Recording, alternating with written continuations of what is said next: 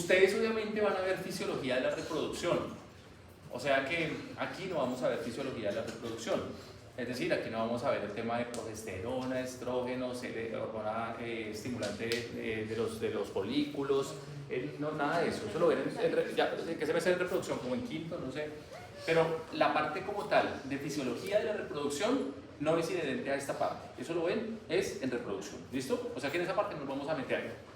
Nos metemos un poco en la fisiología de los órganos reproductivos, glándula mamaria, vagina, útero, ovarios, próstata, pero no vamos a entrar en detalle. Testículos, ¿cierto? Eso sí lo voy a mencionar, pero no reproductivo.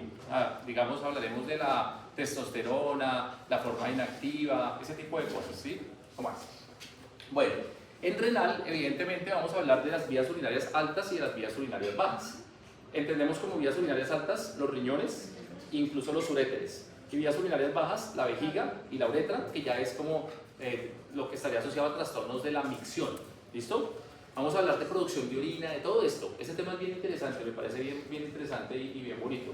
Entonces, sistema genitourinario.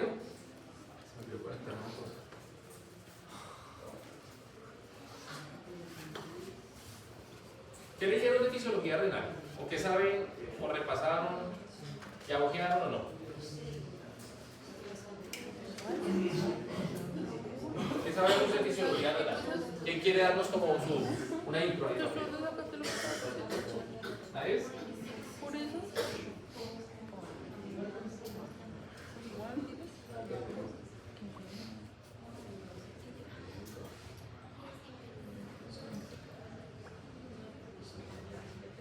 Bueno, algunos aspectos importantes desde el punto de vista introductorio.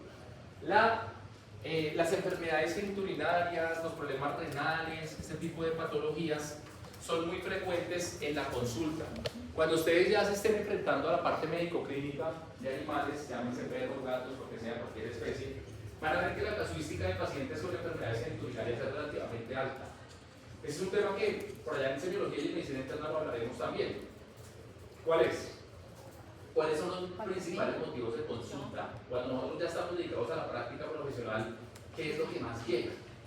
Por ejemplo, en pequeños animales llega muchísima dermatología, problemas de piel, eso es de todos los días, alergias, caída del pelo, lesiones en la piel, mal olor, piel. O sea, dermatología es tal vez el motivo de consulta más frecuente en la casuística de pequeños animales. Seguido de qué? ¿Qué sistema que le sigue la dermatología en casuística? No, digestivo. Digestivo. Que tiene vómito, diarrea, anorexia, que no come, las gastroenteritis alimentarias, parasitarias, virales, digestivo. Y en tercer lugar están los problemas genitourinarios. ¿Listo? Eso es, digamos, basado en epidemiología, ¿no? La frecuencia de presentación, eso es frecuente. Así como, por ejemplo, en bovinos que es muy común, que llaman a un veterinario para atender un problema dermatológico en un bovino, es rarísimo. Pero si lo llaman de pronto para atender un problema digestivo. Y es muy común, digestivo, nutricional, metabólico. El tema metabólico en bovinos es muy común. Problemas de magnesio, de sodio, acidosis, problemas de mala fermentación ruminal, etc.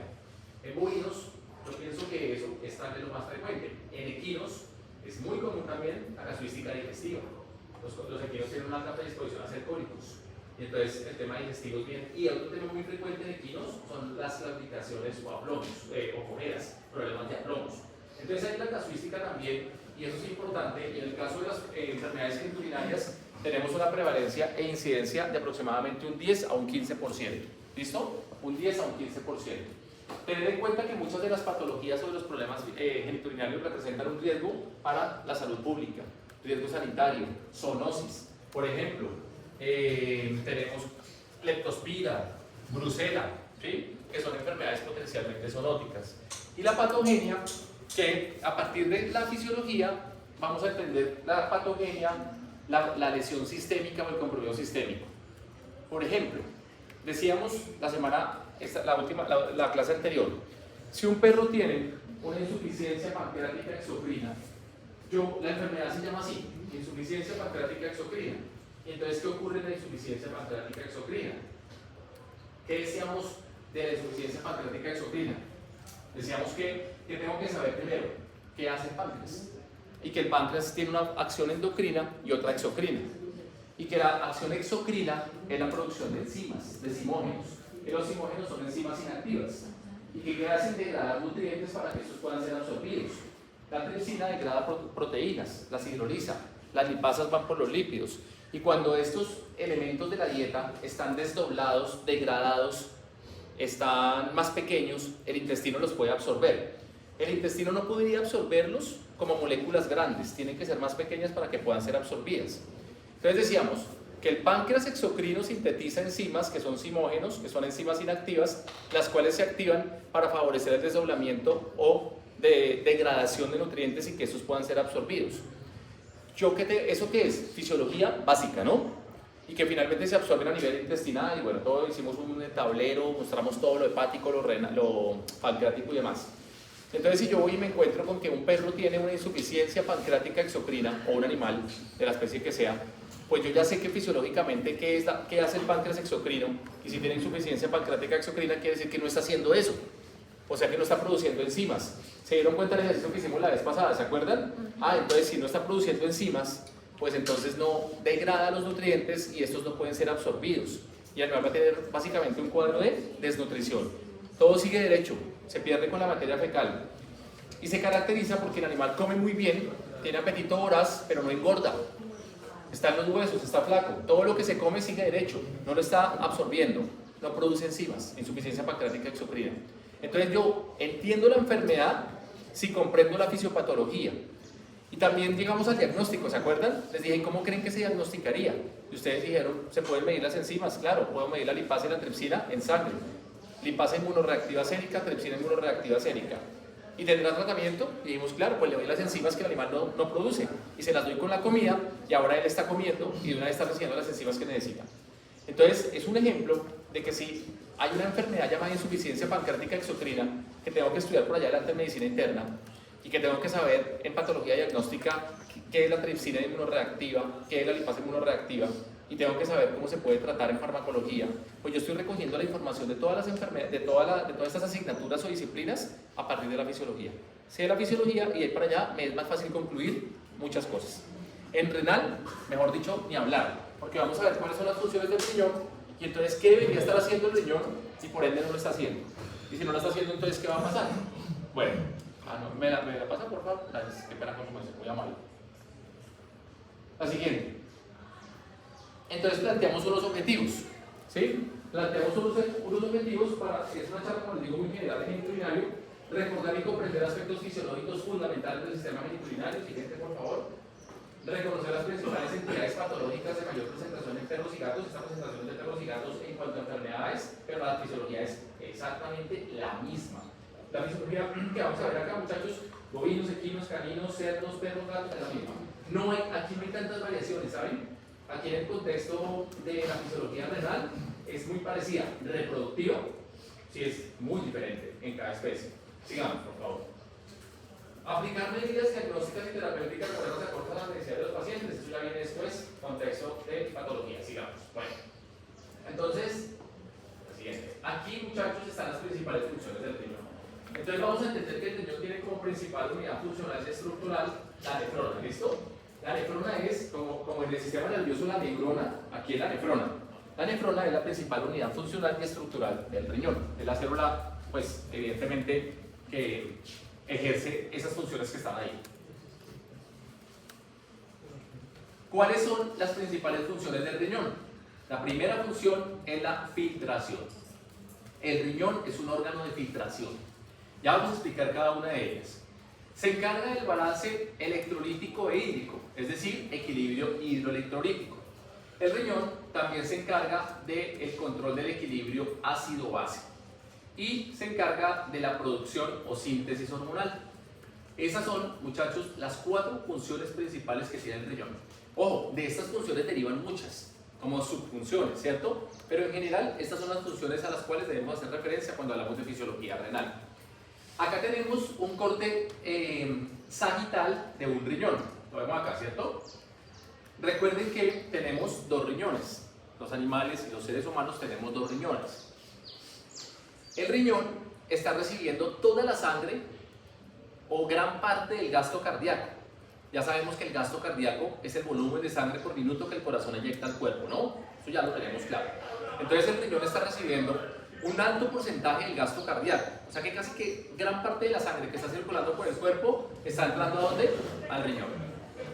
Ya, sea al derecho o sea al izquierdo. ¿Por dónde ingresa la sangre? Por la arteria renal. ¿Listo? Y la sangre se distribuye a través de las miles de nefronas que tiene el riñón. Todas estas son nefronas, muchachos. Esta es la pelvis renal, vean. Esto que se ve aquí como con esos conductos o canales se llama la pelvis renal. ¿Listo? Esta es la corteza y esta es la médula. Acá, veámoslo de adentro para afuera. Esto es la pelvis, esta es la corteza y esta es la médula y esta es la corteza. La parte más externa es la corteza. La parte intermedia es la médula y la parte más interna es la pelvis renal. Y vean que de la pelvis renal sale el uréter. ¿Y qué hace el uréter? Transporta la orina del riñón a la vejiga. ¿Listo? Bueno, entonces resulta que la arteria renal llega acá y ella, miren la cantidad de ramificaciones que tiene la arteria renal. Ella se bifurca muchísimo. Ahorita tengo una diapositiva que habla de la circulación renal y nos vamos a dar cuenta que la circulación renal es compleja. O sea, la circulación renal no es arteria renal, nefrona, glomérulo, ¿sí? No, ya. Hay muchas ramificaciones en la arteria renal, ya hablamos de la circulación renal. Entonces, entra la sangre por la arteria renal y tenemos una cantidad de bifurcaciones, de ramificaciones, llamémoslo así, de ramificaciones sanguíneas. ¿Y a dónde están llegando esas ramificaciones? A las miles de nefronas que tiene el riñón. Y en cada nefrona se está llevando a cabo todos esos procesos que están acá. O sea que cada nefrona se está encargando de filtrar, mantener el equilibrio ácido-base, hidroelectrolítico y de producir hormonas. ¿Estamos hasta ahí? Cuando la nefrona ejerce esa función, o sea que básicamente que vamos a imaginarnos esto como un filtro. Es un filtro, realmente es un filtro. El riñón es un filtro, como cuando alguien está parado y dice, usted entre, usted sí no entre, usted quédese afuera. Nos reservamos el derecho de admisión. Siga y usted sí no. Eso está haciendo la nefrona. La nefrona básicamente permite que en la sangre continúe todo lo que el animal necesita. ¿Sí? O sea, ella es selectiva. La nefrona es selectiva. Ella depura. Entonces, yo soy una nefrona y me está llegando mucha sangre. ¿Y yo qué estoy cogiendo? Todos los elementos de la sangre, estoy viendo cuáles le sirven al cuerpo y cuáles no le sirven. ¿Sí? Lo que le sirve al cuerpo continúa ¿en dónde? En la sangre. O sea, no se filtra, queda en la sangre. O sea que sigue fluyendo por la circulación renal y después pasa a la vena renal y sigue a la circulación sistémica. Fue de paso por el riñón. Entró al riñón, se distribuyó por todas las nefronas, pero lo que le sirve al cuerpo continúa, vuelve y sale de la vena renal y se va a la circulación sanguínea. Lo que le sirve al cuerpo sigue circulando en la sangre. ¿Cómo que le sirve al cuerpo? ¿Qué está en la sangre que le sirva al cuerpo y que deba seguir circulando?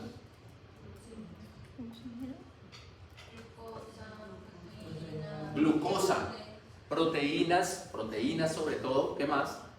Aminoácidos. ¿Señor? Electrolitos,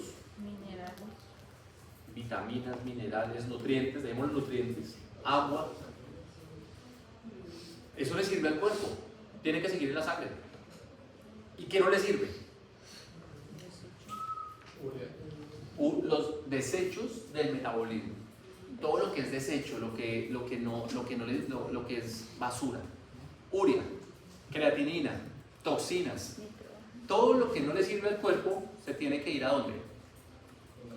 A la orina. Entonces, eso están haciendo las nefronas y vamos a ver, pero ¿cómo lo hacen? Venga, pero la nefrona ¿cómo tiene la capacidad para saber si esto es bueno y esto es malo? ¿Cierto?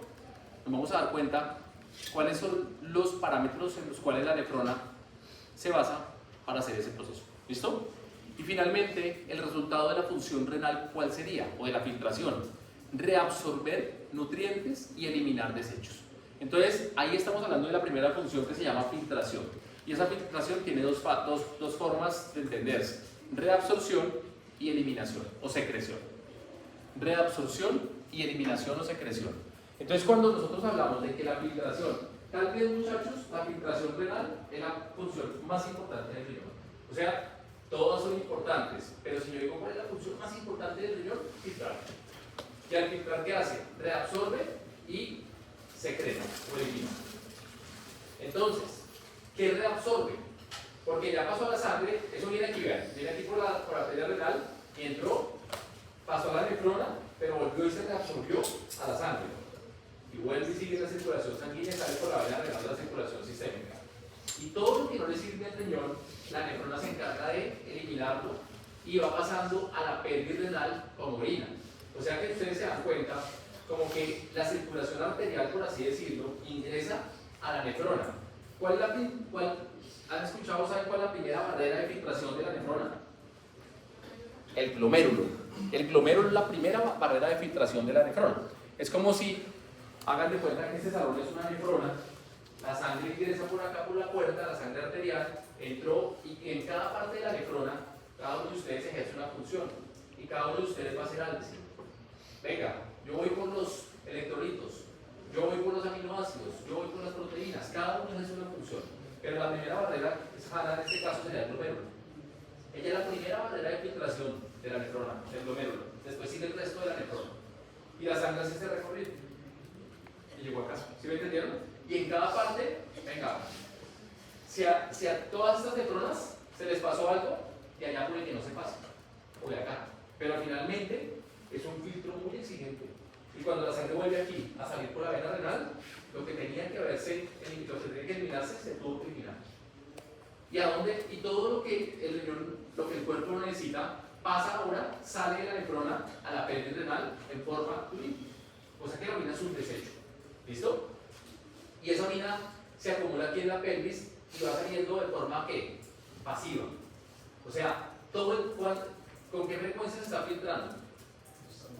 Permanentemente. El riñón no se cansa como el corazón, ellos no descansan. Todo el tiempo está filtrando, o sea que todo el tiempo se está generando producción de orina aquí en la pelvis. La orina se va acumulando en la pelvis, pero la orina ¿qué va haciendo? Va bajando, ¿por dónde? Y de forma pasiva va llegando a la vejiga. O sea que la orina va entrando a la vejiga gota a gota, gota a gota. Ahí no hay esfínter, ahí no hay actividad contráctil, la orina fluye por los uréteres de forma pasiva. ¿Cómo va fluyendo? Porque está llegando más orina detrás y va empujando. Se sigue produciendo, se acumula en la pelvis y va drenando. Y a la vejiga le van entrando todo el tiempo gotitas de orina. ¿Estamos hasta ahí? O ¿será que todos los animales filtran orina a la misma velocidad? Les pregunto, ¿de qué depende la velocidad de filtración? O sea, aquí la sangre puede haber pasado y haber sido filtrada muy rápido o puede haber sido filtrada muy lento. Y eso hace que se produzca mucha orina o se produzca poca orina. Puede que el animal en una hora produzca 100 ml de orina y otro produzca 500. ¿Qué creen que incide en la tasa? Se llama, de hecho, tasa de filtración glomerular. ¿Qué creen que ocurre o quién creen que determina o modifica o afecta la tasa de filtración glomerular? Muy bien. Ana dice el volumen sanguíneo, esa es una. Claro, el volumen sanguíneo puede afectar la filtración. A menor volumen sanguíneo, menor filtración. A mayor volumen, mayor filtración. Listo. Entonces, volumen sanguíneo. O sea que yo podría entender que un animal hipovolémico, por ejemplo, que tiene un shock, que tiene signos de deshidratación, que tiene una hemorragia, ¿cómo filtrará? Lento. Y filtra lento porque no tiene tanto volumen y porque además no puede perder tanto. Entre más pierde, más se descompensa. Entonces su tasa de filtración baja. Pero si un animal tiene una volemia muy alta, por ejemplo, estoy sobrehidratándome, voy a filtrar más rápido porque tengo una mayor carga hídrica y tengo un aumento de volumen. O sea que el volumen influye en la filtración, en la velocidad. Sí. Y hay otro concepto. Son básicamente dos, así como generales. Volumen y el otro, ¿cuál será? ¿Cuál será el otro factor que influye en la velocidad de filtración glomerular? Uno es el volumen, el otro es fácil. ¿La frecuencia? No, la frecuencia es constante. La sangre está haciendo esto. No, porque su filtración es acorde a su tamaño y a su capacidad metabólica. Volumen y... Yo sé que lo saben. ¿Volemia? Dime. ¿Volemia? Ese es el mismo volumen. fácil. Imagínense la sangre fluyendo por el... La sangre viene por acá, ¿cierto? Y llega. ¿Y de qué depende que filtre rápido? Del volumen, está llegando mucha poca. ¿Y de qué más depende? De la presión. ¿De la qué? La absorción. ¿De la qué? De la presión. La tasa de filtración glomerular se puede ver multiplicada por volumen y por presión. ¿Listo? Entonces, a mayor volumen, mayor filtración. A mayor volumen, menor filtración. A mayor presión, mayor filtración. A menor presión, menor filtración.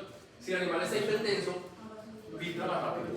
Y si está hipotenso, filtra más lento. ¿Estamos hasta ahí? Bueno, muchachos, entonces en esa primera función de filtración dijimos que reabsorbe nutrientes y elimina desechos. Los nutrientes reabsorbidos pasan nuevamente a la circulación sistémica y los desechos van a la orina, a la pelvis, vía uretra, a la vejiga y chao, orina.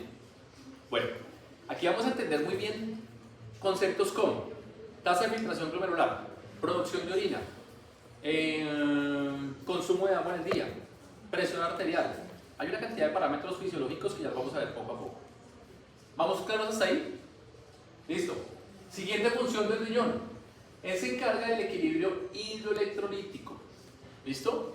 El riñón se encarga del equilibrio hidroelectrolítico. ¿Qué quiere decir eso? Que de acuerdo también a la uretra, el riñón ejerce la función. Si yo tengo una sobrecarga hídrica en mi cuerpo, ¿voy a mirar menos o voy a mirar más? Voy a mirar más. Si estoy deshidratado, voy a menos. El riñón regula eso. Estoy tomando mucho líquido, más de la cuenta, me estoy hidratando, aumento mi volumen y aumento mi diuresis. ¿Qué es diuresis? Evacuar líquido, ¿cierto?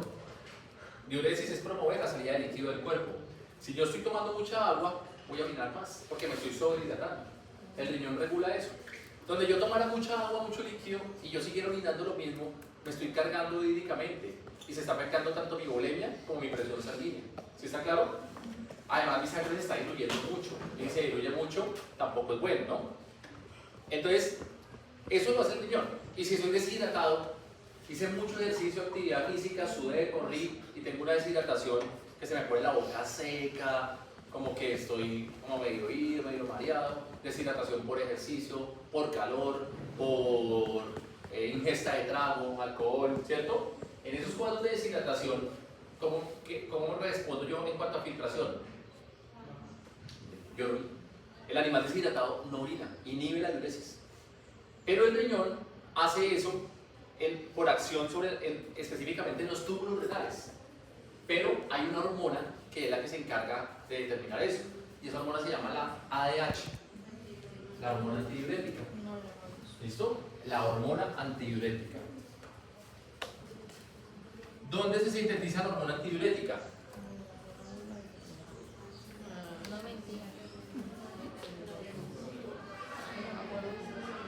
La hormona antidiurética se sintetiza en la hipófisis, o sea, a nivel del encéfalo. Cuando usted toma mucha agua, mucho líquido, ¿qué quiere decir? Hormona antidiurética. También es llamada vasopresina. ¿Listo? Vasopresina. La hormona antidiurética, antidiuresis, quiere decir que si ella actúa, ¿orino o no orino? No orino. Ella es antidiuresis. Pero si ella no se libera, Orino. nadie me controla, yo estoy orinando, ¿sí? Ella se libera en la hipófisis y tiene receptores en los túbulos renales. ¿Listo? Los túbulos renales son una parte de la estructura de la nefrona. Ahorita la vamos a ver. O sea que ¿quién produce o sintetiza la ADH? La hipófisis. Y ella tiene receptores sobre los túbulos renales. Conclusión. Cuando yo tengo, ¿se acuerdan que dijimos en la clase anterior con el apetito y la saciedad? Hablamos de la grelina, de la adiponectina y de las leptinas. ¿Se acuerdan? ¿Qué dijimos? Que ellas se liberan cuando hay altos niveles de grasa, de triglicéridos, para inhibir ¿qué? El apetito, regular el gasto metabólico, es decir, que actúan sobre el centro de la saciedad. Con los líquidos pasa algo similar. Cuando yo tomo mucho líquido, inmediatamente se inhibe la liberación de ADH. El hipotálamo está detectando, el sistema nervioso está detectando que yo tengo una sobrecarga hídrica y en ese momento no libero hormona antidiurética. Y si no hay liberación de hormona antidiurética, no hay quien ejerza en mí un efecto antidiurético. Entonces yo empiezo a orinar sin medida, porque estoy sobrehidratado. Caso contrario, cuando estoy deshidratado, mi encéfalo, mi hipófisis detecta los niveles de deshidratación que yo tengo. Inmediatamente libera una antidiurética, esta llega a los túbulos renales e inhibe la diuresis. O sea que la regulación hidroelectrolítica depende de la acción renal, específicamente receptores tubulares y de esta hormona que es la de agua. ¿Estamos hasta ahí? Y eso es equilibrio hidroelectrolítico. ¿Listo? Cuando hablo de hidroelectrolítico es que no solamente me está regulando los niveles de agua en el cuerpo, sino también de electrolitos, sodio, potasio, calcio, cloro, etc. Generalmente las deshidrataciones sale agua, sale sodio, pero entra agua, entra sodio. Pero de todas formas en una deshidratación el animal puede está perdiendo más sodio o está perdiendo más potasio o más calcio. O sea, eso depende de la patología que tenga. No voy a entrar en ese porque nos complicamos la vida, pero el riñón no solamente regula hídricamente el cuerpo, sino electrolíticamente. Para que los niveles de electrolitos sean ¿qué? Adecuados. Sodio, potasio, calcio, fósforo. ¿Y qué garantiza que los niveles de electrolitos sean adecuados? O sea, ¿en qué se va a ver reflejado eso? Bomba sodio-potasio.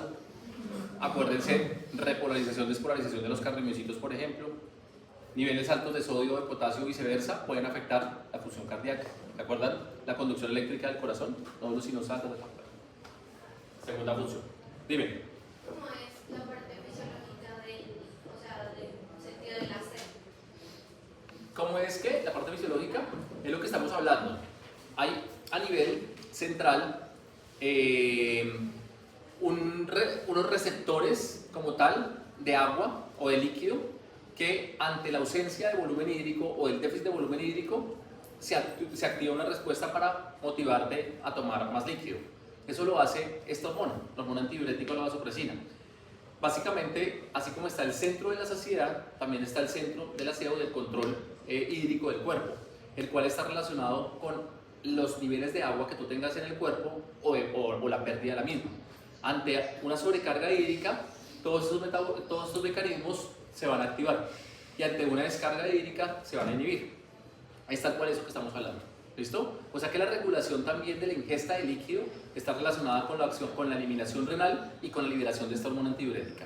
Y eso actúa al sistema nervioso para decirle a usted, tengo sed, tengo que tomar líquido, tengo que tomar agua y además voy a orinar mucho. ¿Sí? Hay algo en medicina llamado polidipsia poliuria. ¿Qué es la polidipsia poliuria?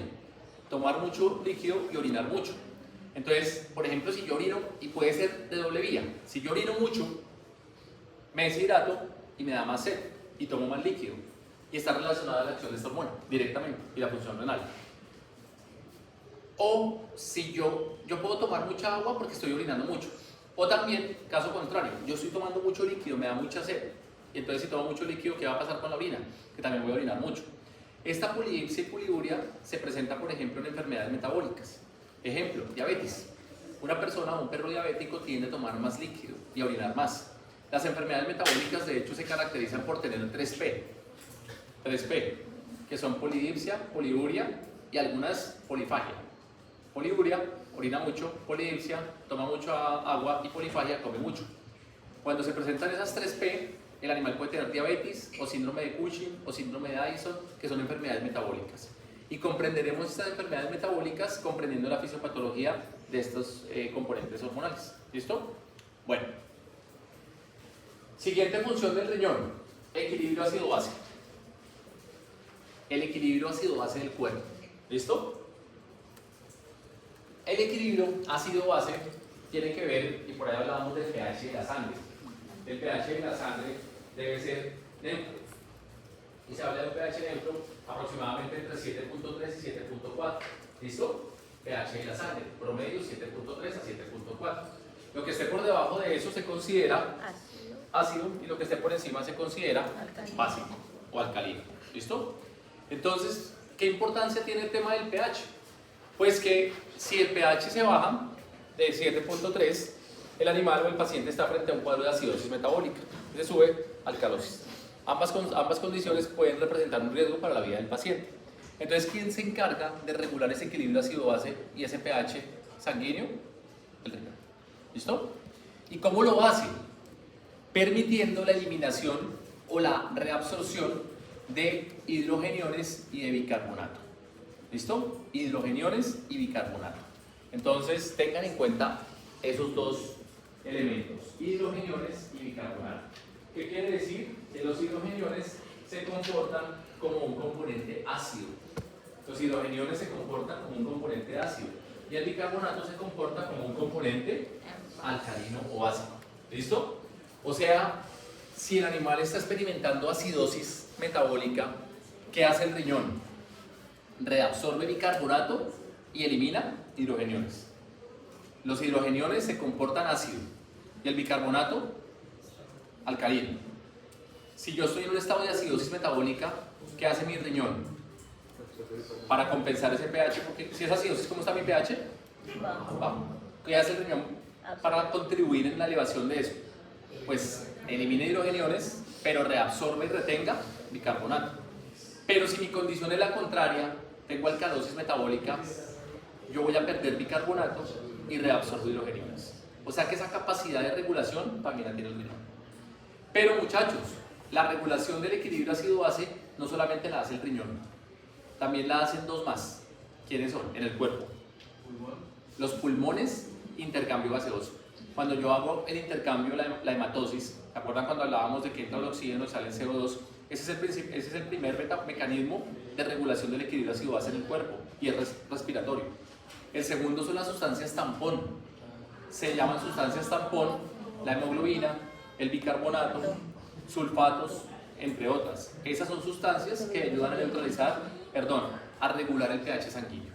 ¿Listo?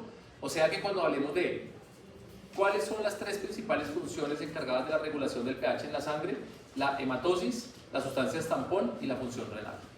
Y aquí estoy hablando de la función renal. Pero ¿se acuerdan que hablamos en digestivo de unas enterogastronas llamadas somatostatina y colecistocinina? ¿Qué dijimos en digestivo? Que la somatostatina es sintetizada por las células delta pancreáticas y la colecistocinina por los ductos hepáticos. Eso lo vimos en la clase anterior. ¿Y qué dijimos de la somatostatina y de la colecistocinina? Que son enterogastronas que regulan la acidez gástrica. O sea que ellas también actúan como unas reguladoras del pH, pero a nivel entérico o gastroentérico. Mientras que esto ya es regulación, ¿qué? Sistémica. ¿Estamos? Última función, producir hormonas.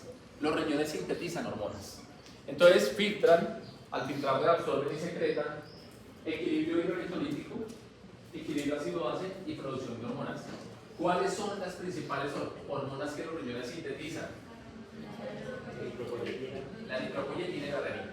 Esas son las principales. Más no son las únicas. Los riñones también sintetizan nefrinas, integrinas, selectinas. O sea, hay una producción hormonal amplia, pero las más importantes son eritropoyetina y renina. ¿Cuál es el rol de la eritropoyetina? Estimular la producción de glóbulos rojos. La eritropoyetina se libera, se sintetiza en los riñones y actúa sobre la médula ósea. Y por acción de algunas interleuquinas genera un estímulo en las células pluripotenciales de la médula ósea. ¿Se acuerdan que la médula ósea tiene unas células madre o células pluripotenciales? Sí. Se llama célula madre o célula pluripotencial a una célula que es capaz de diferenciarse en diferentes linajes o diferentes líneas. Y esa diferenciación celular de la célula pluripotencial le confiere la posibilidad de diferenciarse en una línea eritroide, o sea, glóbulos para sintetizar glóbulos rojos, una mieloide para sintetizar glóbulos blancos y una megacariocítica para sintetizar plaquetas. En el caso de la eritropoyetina, ella actúa estimulando la línea eritroide para la producción de glóbulos rojos. O sea que la producción de glóbulos rojos, ¿dónde se lleva a cabo? En la médula ósea. ¿Listo? ¿Y quién se encarga de la producción de... ¿Y quién estimula la médula ósea para que produzca glóbulos rojos? La eritropoyetina. ¿Y quién la libera? El riñón. ¿Listo? O sea que, ¿cómo es el metabolismo de un glóbulo rojo? Eritropoyetina se libera a nivel renal, estímulo en la médula ósea, célula pluripotencial, liberación de línea de glóbulos rojos o producción de glóbulos rojos. Y ya sabemos que viven 120 días y cuando se mueren se libera la bilirrubina y que la bilirrubina se convierte en bilis y todo lo que hablamos del hígado, o sea, todo tiene relación. Esto fisiológicamente. Otra hormona importantísima es la renina. ¿Cuál es la importancia de la renina? Regulación de la presión sanguínea, muy bien. Y entonces para eso tenemos que hablar ahorita de algo llamado el sistema renina-angiotensina-aldosterona. Ay, yo lo tengo. Es supremamente interesante, ¿no? Vean que usted entiende eso y entiende farmacología. Se van a dar cuenta ahorita, ¿vale? Bueno, entonces, renina, regulación de la presión sanguínea. Ahorita vamos a ver en detalle cuándo se libera renina, ¿sí? ¿Por qué se libera? Ya vamos a ver por qué se libera y quién la libera y cómo la libera. Entonces tenemos claro hasta ahí las funciones del riñón y cómo ingresa la sangre, se distribuye por las nefronas, se llevan a cabo todos esos procesos, se reabsorbe sangre y nutrientes y se elimina orina a nivel renal. ¿Listo? A nivel de las venas. Estoy corriendo acá, me hace un palo, podemos correr allá, por favor. Bueno, ahí está la estructura de la nefrona, muchachos. Y entender básicamente que el riñón es esto. Miles de nefronas. Entonces, ¿a dónde ingresa la sangre? Vean acá.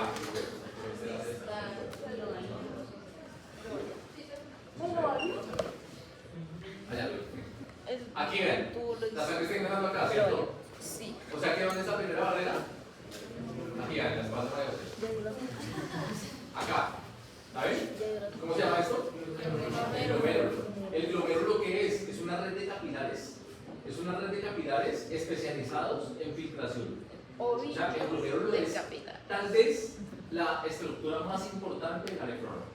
Es la estructura más importante, es la primera barrera de filtración, se llama glomérulo, y acá está. Y es entendible porque vean que la sangre entra acá por la arteria renal, llega al glomérulo y ahí ya se empieza a generar filtración. Y el glomérulo salen todas estas estructuras. Esto es el túbulo proximal, ¿cierto? El túbulo distal y el túbulo colector. O sea que ya finalmente el túbulo colector sale la orina ¿hacia dónde? Hacia los cálices renales y a las venas. Acá podemos ver la estructura también con el corte sagital de un riñón y vean, básicamente esta unidad funcional y estructural llamada nefrona está distribuido a nivel córtico-medular por todo el riñón. ¿Listo? O sea que toda la región córtico-medular del riñón está llena de nefronas que están haciendo todas esas funciones que estábamos hablando antes. Entonces acá ingresó la sangre, se filtra, todo esto pasa aquí por el túbulo, esto es túbulo proximal, o sea, el túbulo proximal es el que está más cercano al glomérulo y el túbulo distal está más lejos. Este es el túbulo colector, esta es la cápsula de Bowman. Ahí pasa el filtrado, o sea que la sangre que está llegando al glomérulo está pasando por la cápsula de Bowman al espacio de Bowman y el espacio de Bowman ya pasa al túbulo conector proximal. ¿Ya lo han visto? ¿Sí? No lo entendí. O sea, sí, no entendíamos para qué. ¿Saben cómo se veía antes acá fisiología? Cuando yo vi fisiología acá se llamaba, no sé si ahora se llama así, se llamaba sistemas orgánicos. Y era súper chévere. ¿Saben cómo era? Sistemas orgánicos era compuesta por 4 materias. Anatomía, fisiología, bioquímica e histología. Entonces, yo, un ejemplo, daba fisiología, María José daba anatomía, María Paula daba histología y Camila daba bioquímica. Cada profesor tenía sus clases, sus contenidos, pero los temas se iban viendo simultáneos. Esta semana vamos a ver sistema cardiorrespiratorio. Entonces yo les hablaba de toda la fisiología del sistema cardiorrespiratorio, María José les mostraba la anatomía del sistema cardiorrespiratorio, María Paula toda la histología, montaban todas las placas para ver todas las estructuras y tú les hablabas de la bioquímica. Y al final, pues cada uno de nosotros evaluaba. Entonces tenían una nota conmigo, otra con ella, otra con ella, se computaban las 4 y ahí salía la nota de sistemas orgánicos. Y eso sí que era un coladero. Impresionante. Porque si uno no perdía anatomía, perdía fisiología o bioquímica o histología, perdía las 4, perdía 3. Y eran sistemas orgánicos 1, 2 y 3. O sea, 3 semestres viendo así. Les digo, o se aprendía o se aprendía. Y eso era un coladero. Hay gente que perdía sistemas orgánicos 2, 3 veces.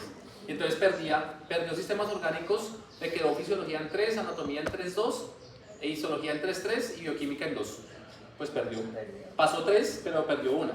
Pero la que perdió fue tan bajita que le jaló las otras. ¿Y qué tenía que repetir? ¿Solo bioquímica? No, las 4.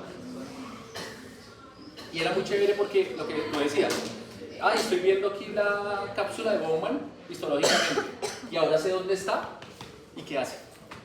¿Sí? Chévere, ¿no? Entonces uno le va poniendo como el gusto a la cosa.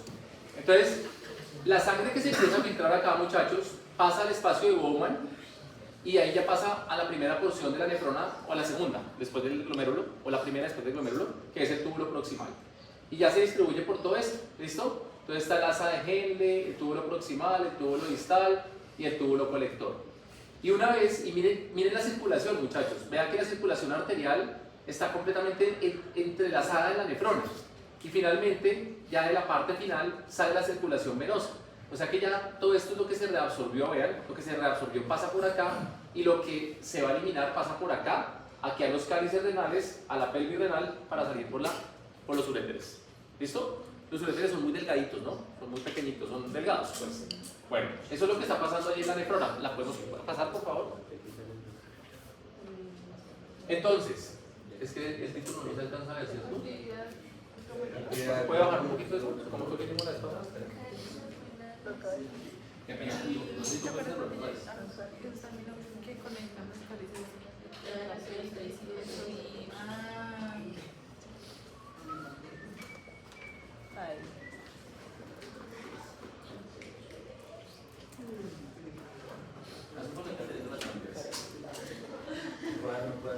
Puede robar todo el pico por favor. Es que quiero ver las imágenes que De acá en cuadro. Gracias. ¿Los dos o? Es que creo que lleva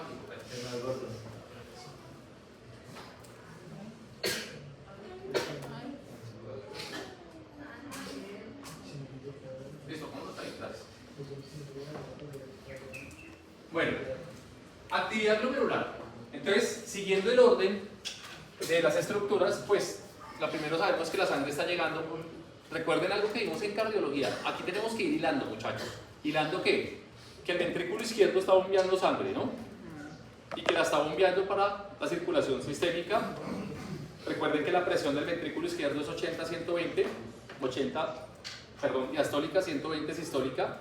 Y hablamos del gasto cardíaco, entendido como el volumen de sangre por minuto que el corazón inyecta al cuerpo. El ventrículo está bombeando la sangre y la sangre está yendo al cuerpo. Gran parte de ese gasto cardíaco está yendo ¿a dónde? Acá, al riñón, ¿no? Entra a la nefrona y cada nefrona, la primera barrera es el glomérulo. Entonces el glomérulo es una red de capilares que se encarga de filtrar sangre. Básicamente retiene componentes celulares de mediano mediano y alto, la palabra peso molecular. Y lo que tiene bajo peso molecular, base. En otras palabras, muchachos, un elemento de la sangre que tenga bajo peso molecular atraviesa el túnel. O sea, ¿pasa a dónde? Al espacio de Bowman. ¿Sí me hago entender? Y sigue por el resto de la nefrona. O sea que sigue, hagan en cuenta esto que les voy a decir que es importante. Acá está el glomérulo. Pasó lo de pequeño peso molecular, pero en algún otro lado seguramente lo van a retener si se tiene que eliminar. Pero las cosas que directamente tienen que pasar a la sangre, o sea, componentes de mediano y alto peso molecular, no siguen pasando por la nefrona. Ya el glomérulo los manda de una vez a dónde? A la circulación. ¿Sí? O sea que el glomérulo como primera barrera, él ya puede depurar y decir, usted siga la sangre. O sea que los elementos de mediano y alto peso molecular son retenidos a nivel glomerular y continúan en la sangre. Mientras que los de bajo peso molecular sí pasan al espacio de Bowman. Un ejemplo, la albúmina. La albúmina es una proteína de alto peso molecular. La albúmina tiene aproximadamente 4 nanómetros. Es muy grande. Entonces la albúmina pasará la barrera glomerular. ¿La albúmina pasa la barrera glomerular? ¿Qué dijimos que era la albúmina? Una proteína, que es la principal proteína constitutiva de la sangre. ¿Que la albúmina de qué depende? De lo que comemos. O sea, la proteína de nuestra dieta se sintetiza como albúmina. Es la principal proteína constitutiva nuestra. Decíamos por allá, ¿se acuerdan cuando hablamos de la presión hidrostática versus la oncótica? Que dijimos que la presión hidrostática es la presión de la sangre en los capilares y la oncótica es la presión plasmática ejercida por las proteínas y que tienen que estar en equilibrio. Pues la albúmina es la determinante de esa presión oncótica. Entonces, decíamos que en qué casos un animal podía tener hipoproteinemia, que no come bien o que su comida no tiene buena fuente de proteína, que el páncreas no produce tripsina, entonces no se desdobla y no se reabsorbe, que el intestino tiene un síndrome de mala absorción, que el hígado no sintetiza la albúmina o que el riñón la está filtrando. O sea que al tener 4 nanómetros, ella debería atravesar el glomérulo. No, ella debe continuar ¿en dónde? En la sangre. Por lo tanto, nosotros no tendríamos por qué perder albúmina en la orina. Si nosotros perdemos albúmina en la orina, es porque, ¿qué está pasando? ¿Y qué tendríamos? ¿Qué patología o qué problema tendríamos? Insuficiencia renal, dígamelo de otra forma. Glomerulonefritis. ¿Listo? Glomerulonefritis. Si un perro, caballo, vaca o persona tiene glomerulonefritis, ahí sí la albúmina que hace, pasa. Ustedes saben que cuando hay nefritis, cuando hay inflamación, aumenta la permeabilidad, ¿cierto? Y al aumentar la permeabilidad, esa red de capilares glomerular, que en condiciones normales no tiene por qué permitir que la albúmina pase porque ella es muy grande, ella no cabe, 4 nanómetros. Pero cuando está inflamado, el riñón está comprometido, aumenta la permeabilidad y sí, la albúmina pasa. ¿Y se pasa a dónde? Al hígado. Y créanme que si la albúmina no la atajó el glomérulo, y ahí para allá no la para nadie. O sea que ¿a dónde va la albúmina? A la orina. O sea que van a encontrar usted un parcial de orina proteinuria. O sea, proteína en la. Y el encontrar proteína en la orina, ¿está bien? ¿Es normal? No. ¿O sí? No. Depende. ¿De qué depende? Como la canción. ¿De qué depende? ¿No? ¿De qué proteína? ¿De qué depende encontrar proteína en la orina? ¿Por qué puede ser normal y por qué no? Dependiendo de la proteína. Muy bien, del tipo de proteína. Lo que pasa es que cuando usted hace un parcial de orina y encuentra proteinuria, ¿qué quiere decir eso? Que hay proteína en la orina. Pero usted sabe ¿cuál? Puede ser albúmina. Si es albúmina, no debería. Ahí sí tenemos un problema. Glomerulonefritis se llama nefropatía perdedora de proteínas. Pero es que ¿qué otra proteína? Puede ser proteína de la hemoglobina, proteína de los glóbulos rojos, de la mioglobina. O sea, puede haber proteína por otros factores. Pero también pueden ser patológicos. Un proceso inflamatorio, una hemorragia, sangre en la orina. Si hay sangre en la orina, o sea, hematuria, también puede haber proteína asociada a la hemoglobina. Es más, fisiológicamente puede haber proteína de los espermatozoides, del semen. O sea que en los machos puede haber proteinuria y ser proteinuria por espermatozoides. ¿Y eso es patológico? No. O sea que la interpretación de proteína en la orina es patológica, depende. Si es mioglobinuria, si es hematuria, proteína asociada a glóbulos rojos, o si es albuminuria, si es patológica. Pero si hay proteínas de forma fisiológica en la orina. ¿Estamos entendidos hasta ahí? Y cuando vean laboratorio, les van a decir, muchachos, esta es una tira reactiva colorimétrica para detectar la presencia de proteína en la orina. No sé si han visto las tiras reactivas.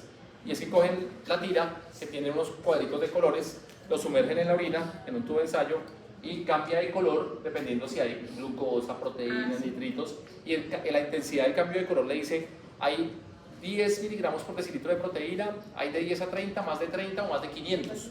Y ahí también usted va a ver qué tanta proteinuria tiene. Venga, este perro tiene hasta 20 miligramos por decilitro de proteína. O esta persona, normal. No, es que tiene más de 500. Uy, está con mucha proteína. ¿Pero qué es? Proteína. Y hay una prueba que se le hace a la orina que se llama el test de Henle, que ese sí le dice si es albúmina. ¿Listo? Entonces, vean que ustedes van hilando todo, la patología, la clínica, y aprenden muchas cosas. Pero tienen que ir hilando.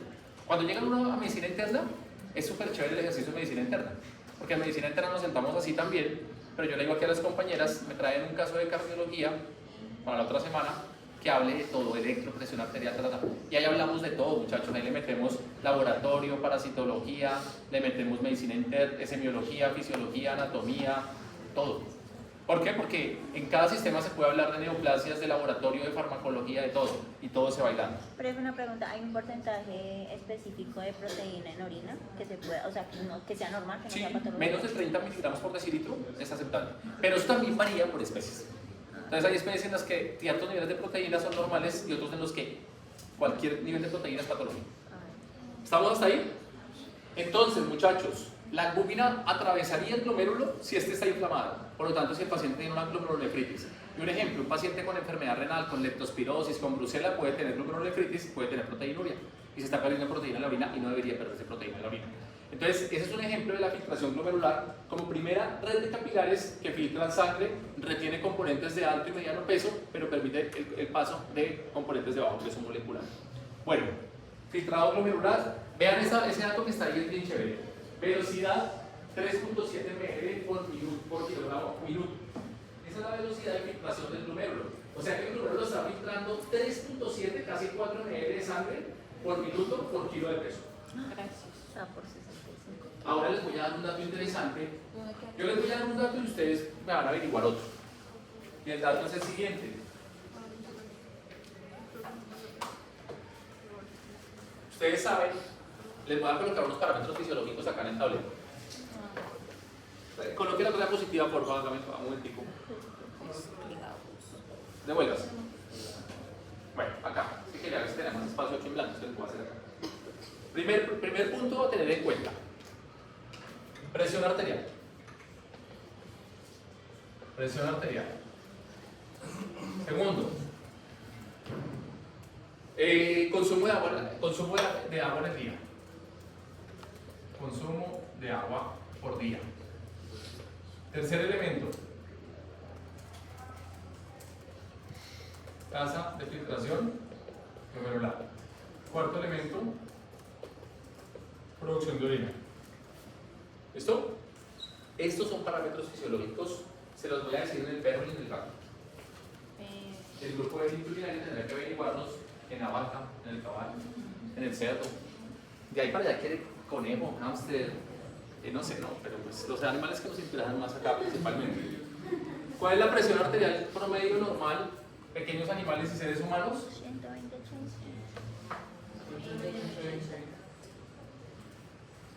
Listo. Consumo de agua al día. Sí. 90 ml por kilogramo en 24 horas. Tasa de filtración glomerular. 3.7 ml por kilogramo minuto. Producción de orina. 1 a 2 ml por kilogramo hora.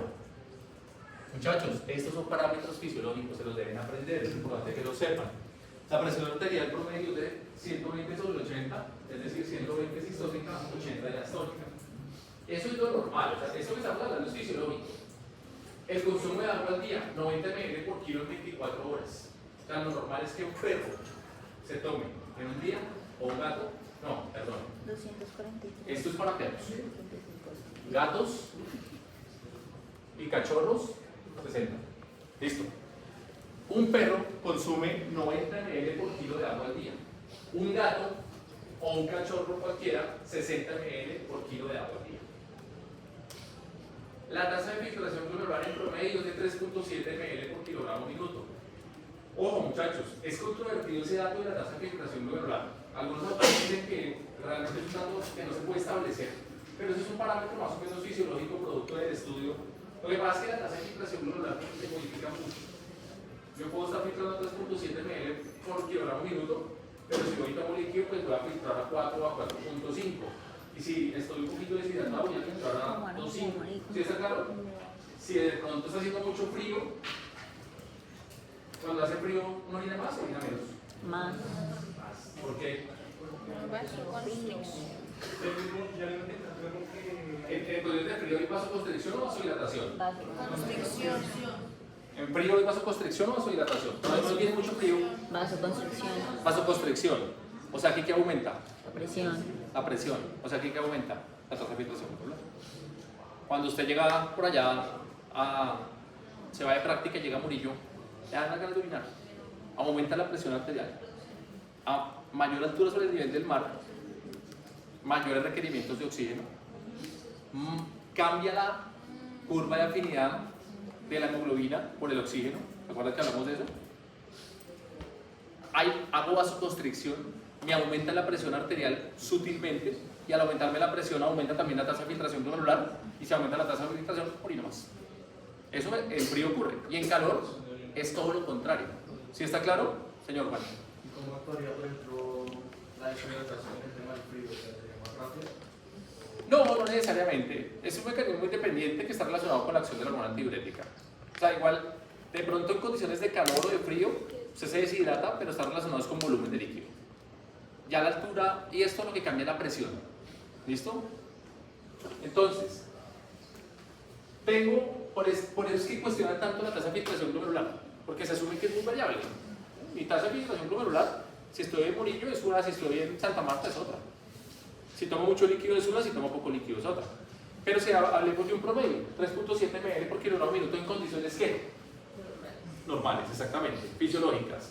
Y fisiológicas es que ese perro tiene 120 sistólica, 80 diastólica en promedio, consume 90 ml por kilo de agua al día, 90 ml por kilo de agua al día, filtraría 3.7 ml por kilogramo minuto. O sea, ¿de qué depende que esta filtración se dé? De esta presión y este volumen. Si esta presión aumenta y este volumen también aumenta, esta tasa aumenta. Si esta presión disminuye y esto disminuye, esta presión disminuye.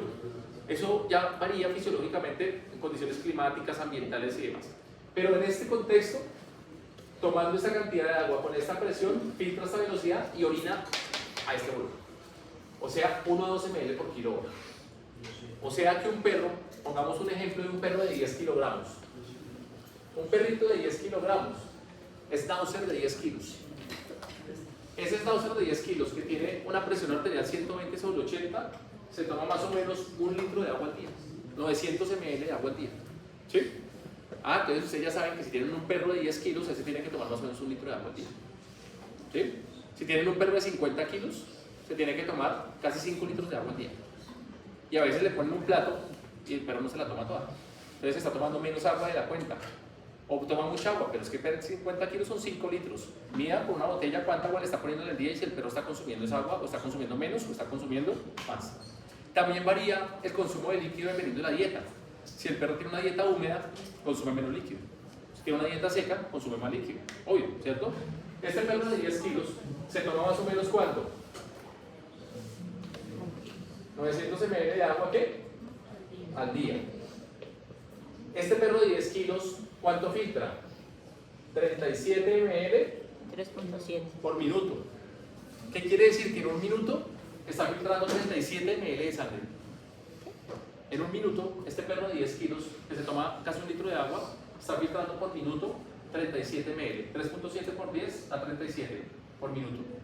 O sea que el glomérulo en un minuto filtra 37 ml de sangre de toda la que le está pasando por el cuerpo. Y de esa forma produce de 1 a 12 ml por kilo hora. O sea, produce de 10 a 20 ml por hora. O sea que ¿cuánto produce en 24 horas? Multiplicamos 10 a 20 por 24 y nos da 240, ¿cierto? A 480. ¿Está bien? O sea que un perro de ¿cuántos kilos? Con presión arterial normal, se toma casi 1 litro de agua al día, normalmente, filtra 3.7 ml por minuto, produce de 10 a 20 ml en una hora, o sea que está produciendo de 240 a 480 ml de orina en 24 horas, casi medio litro de orina. Todo esto es fisiológico. ¿Qué sería patológico? Cuando usted quiera saber si un perro tiene polidipsia, poliuria, pues tiene que medir esos parámetros. Entonces yo le mido la presión arterial, medio tanto, le digo al tutor, mida cuánta agua se está tomando en 24 horas, o sea, mida el agua que le está poniendo, mídala, cuantifíquela. Y el tutor me dice, doctor, se tomó 3 litros, 3 litros, 2.700 ese perro de 10 kilos, o sea que está tomando más de la cuenta. Le saco la tasa de filtración y le saco la producción de orina. ¿Cómo le saco la producción de orina? Ahí sí me toca hospitalizarlo, 12 horas en observación, le pongo una sonda urinaria y le mido y le recolecto la orina. Y mido en 12 horas cuánta me produjo y lo extrapola a 24. Si ese perro me produjo en 24 horas 700, 800, tiene poliuria. Si me produjo por ahí 100, 150, entonces se habla de polidipsia cuando tienen el consumo por encima de esto, hipodipsia cuando está por debajo y adipsia cuando no toma nada. Poliuria cuando orina más de esto, oliguria cuando orina menos y anuria cuando no orina. O sea, no está produciendo orina. ¿Y por qué es importante todo esto? Porque, por ejemplo, un perro que tiene injuria renal, la injuria renal o enfermedad renal puede ser aguda o crónica. En la aguda se ponen anúricos o oligúricos, en la crónica se ponen poliúricos. O sea que el perro se está tomando más de 1 litro, pero está orinando 50, 80 ml. ¿Qué quiere decir? Que el riñón, ¿qué está haciendo? No está filtrando nada. ¿Cómo está? ¿Cómo está? ¿Vale? ¿Sí está entendido? Si la tasa de filtración glomerular disminuye drásticamente, es porque el riñón está fallando. Pero en la falla renal aguda, él no filtra, pero es agudo. ¿Qué quiere decir? Señor. La respuesta es no, que va a conllevar que no filtre, o sea, ¿qué consecuencias va a tener en el resto del cuerpo? Imagínense, díganme. Acumulación ¿De líquido? ¿Dime? acumulación de toxinas. Si el perro está experimentando un déficit de filtración, es porque los mecanismos están inhibidos, están fallando y eso no es bueno. Pero cuando es agudo, es algo temporal, o sea, reversible. Se soluciona. Y quiere decir que temporalmente están inflamadas las nefronas, pero no es algo grave, se va a revertir. Ejemplo, nefritis, glomerulonefritis, hay una injuria renal transitoria, está experimentando una falla transitoria. Con tratamiento, con tiempo se resuelve y vuelve y filtra bien. Durante el tiempo que él no filtra bien, él no está reabsorbiendo y no está eliminando. Pero eso se alcanzará a ver reflejado sistémicamente. Es muy buena la pregunta en el sentido de que un animal con injuria renal aguda es tan temporal, ¿cierto?, que eso no se va a ver reflejado sistémicamente. O sea que él va a tener manifestaciones clínicas, sistémicas, no, pero está filtrando mal. Mientras que el crónico, ¿qué ocurre con el crónico? Cuando ya lleva mucho tiempo o el deterioro es significativo, ya se va a manifestar eso sistémicamente. ¿Y cómo se va a manifestar? Primera diapositiva, filtración, equilibrio ácido-base, producción de hormonas, todo eso deja de hacerlo. Y ahorita lo vamos a entender mejor. Y esto sirve como punto de partida para comprender la sintomatología de un animal con enfermedad renal aguda versus enfermedad renal crónica. Pero lo importante de esto que estoy hablando acá es que el perro que está filtrando poquito, entonces, venga, pero se toma los 900 o incluso más, pero me está produciendo muy poquita orina. Está fallando la filtración, tiene una falla aguda. Ah, no, está produciendo demasiada orina, poliúrico, esos son más crónicos. Pero el hecho de que produzca mucha orina está bien, no, la orina es... ¿Qué creen que pasa cuando produce poca orina con respecto a la densidad de la orina? Viceversa cuando producen alta. ¿Qué es densidad? Aumenta, la orina es más densa. La orina densa, ¿qué quiere decir? Que tiene ¿qué? Tiene más concentración de proteínas. De elementos. Tiene proteínas. Vean, una orina concentrada tiene sangre, proteínas, hemoglobina, tiene de todo. Puede tener bacterias, ¿sí? La orina concentrada, muchachos, es más oscura, más densa, más turbia. Y la orina aguada, pura diluida, pues está con menos densidad. ¿Cuál es la densidad del agua?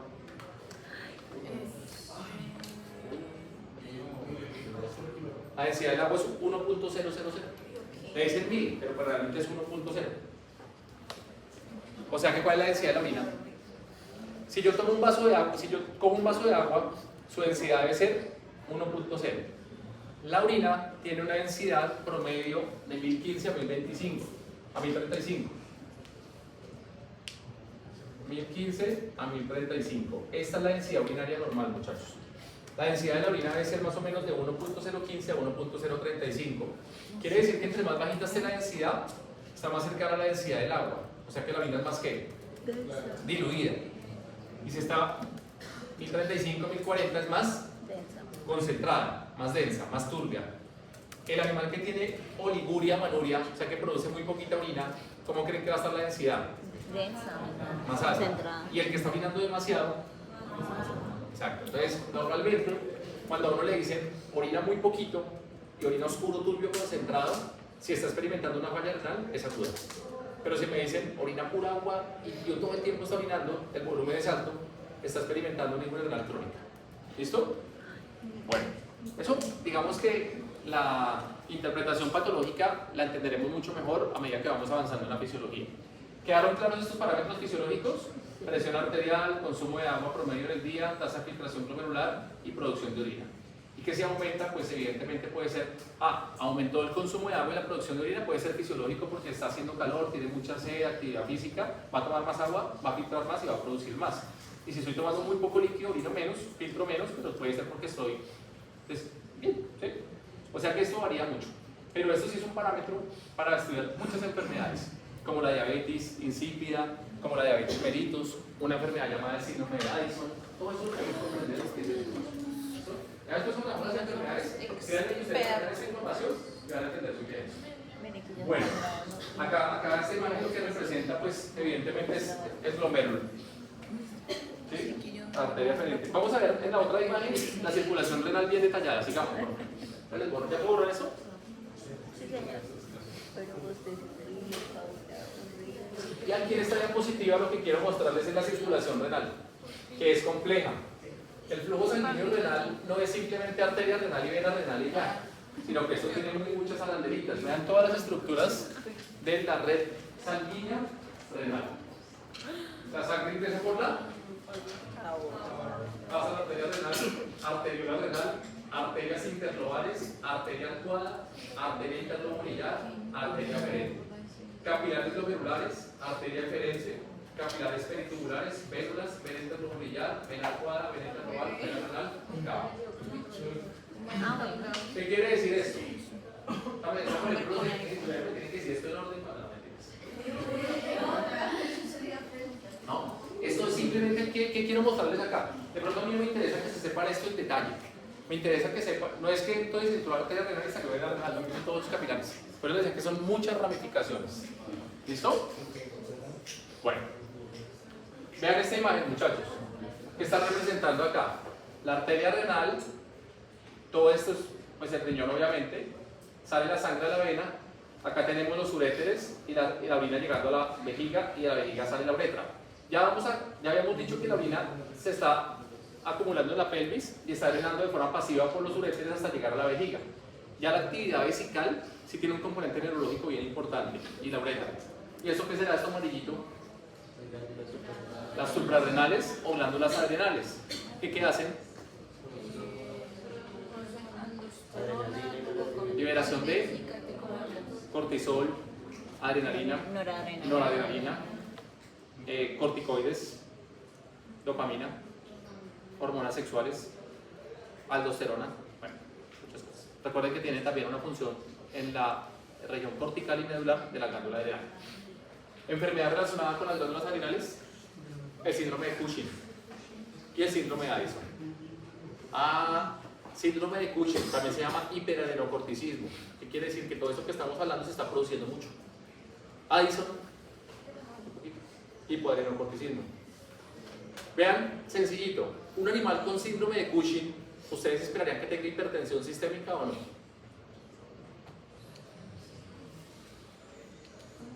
Un animal con síndrome de Cushing tendría hipertensión sistémica o no? ¿Esperaría que tenga hipertensión sistémica o no? Sí. ¿Por qué?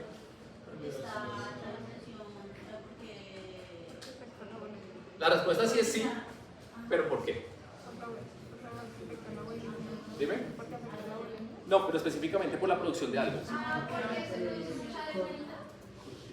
Mucha adrenalina y mucha dopamina. Hiperadrenocorticismo es que produce bastante adrenalina y bastante dopamina. ¿La dopamina qué es?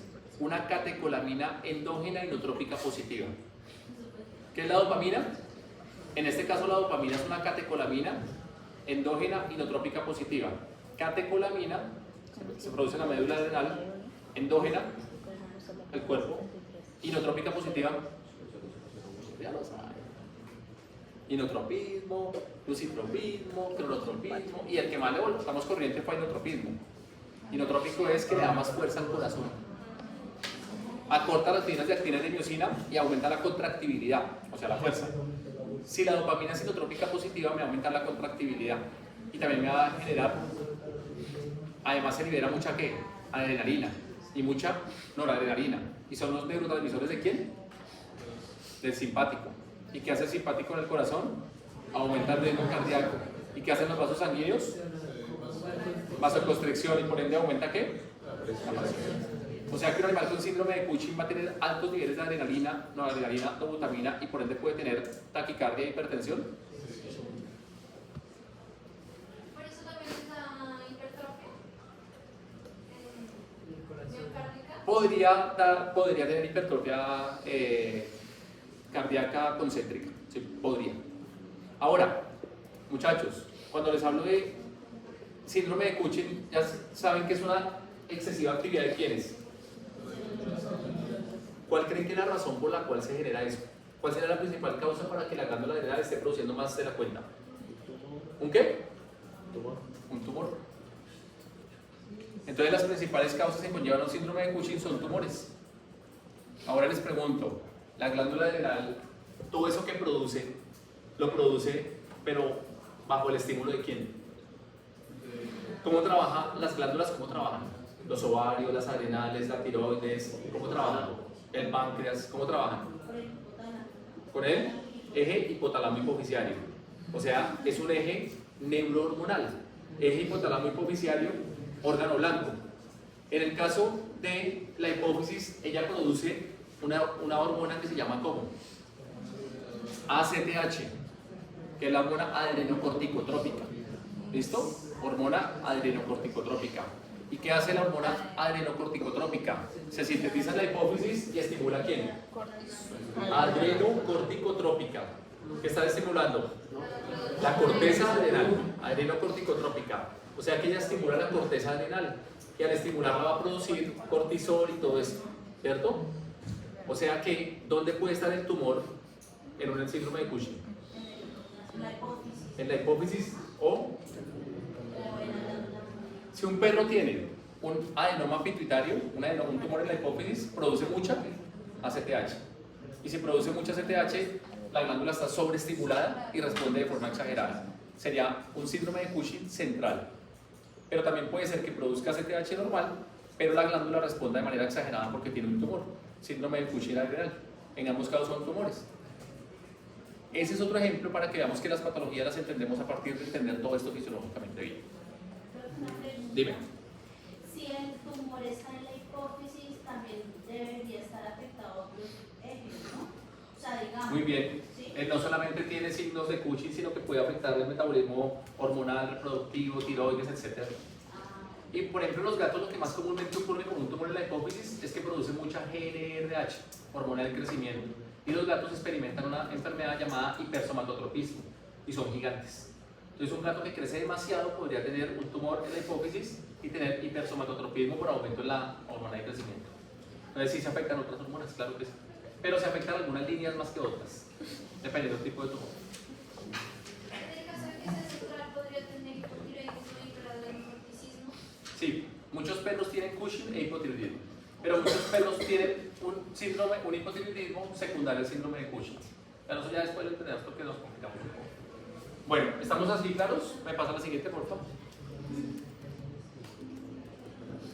Bueno, acá pues esto ya lo hemos venido hablando hoy, pero aquí les muestro el filtrado glomerular, ¿cierto?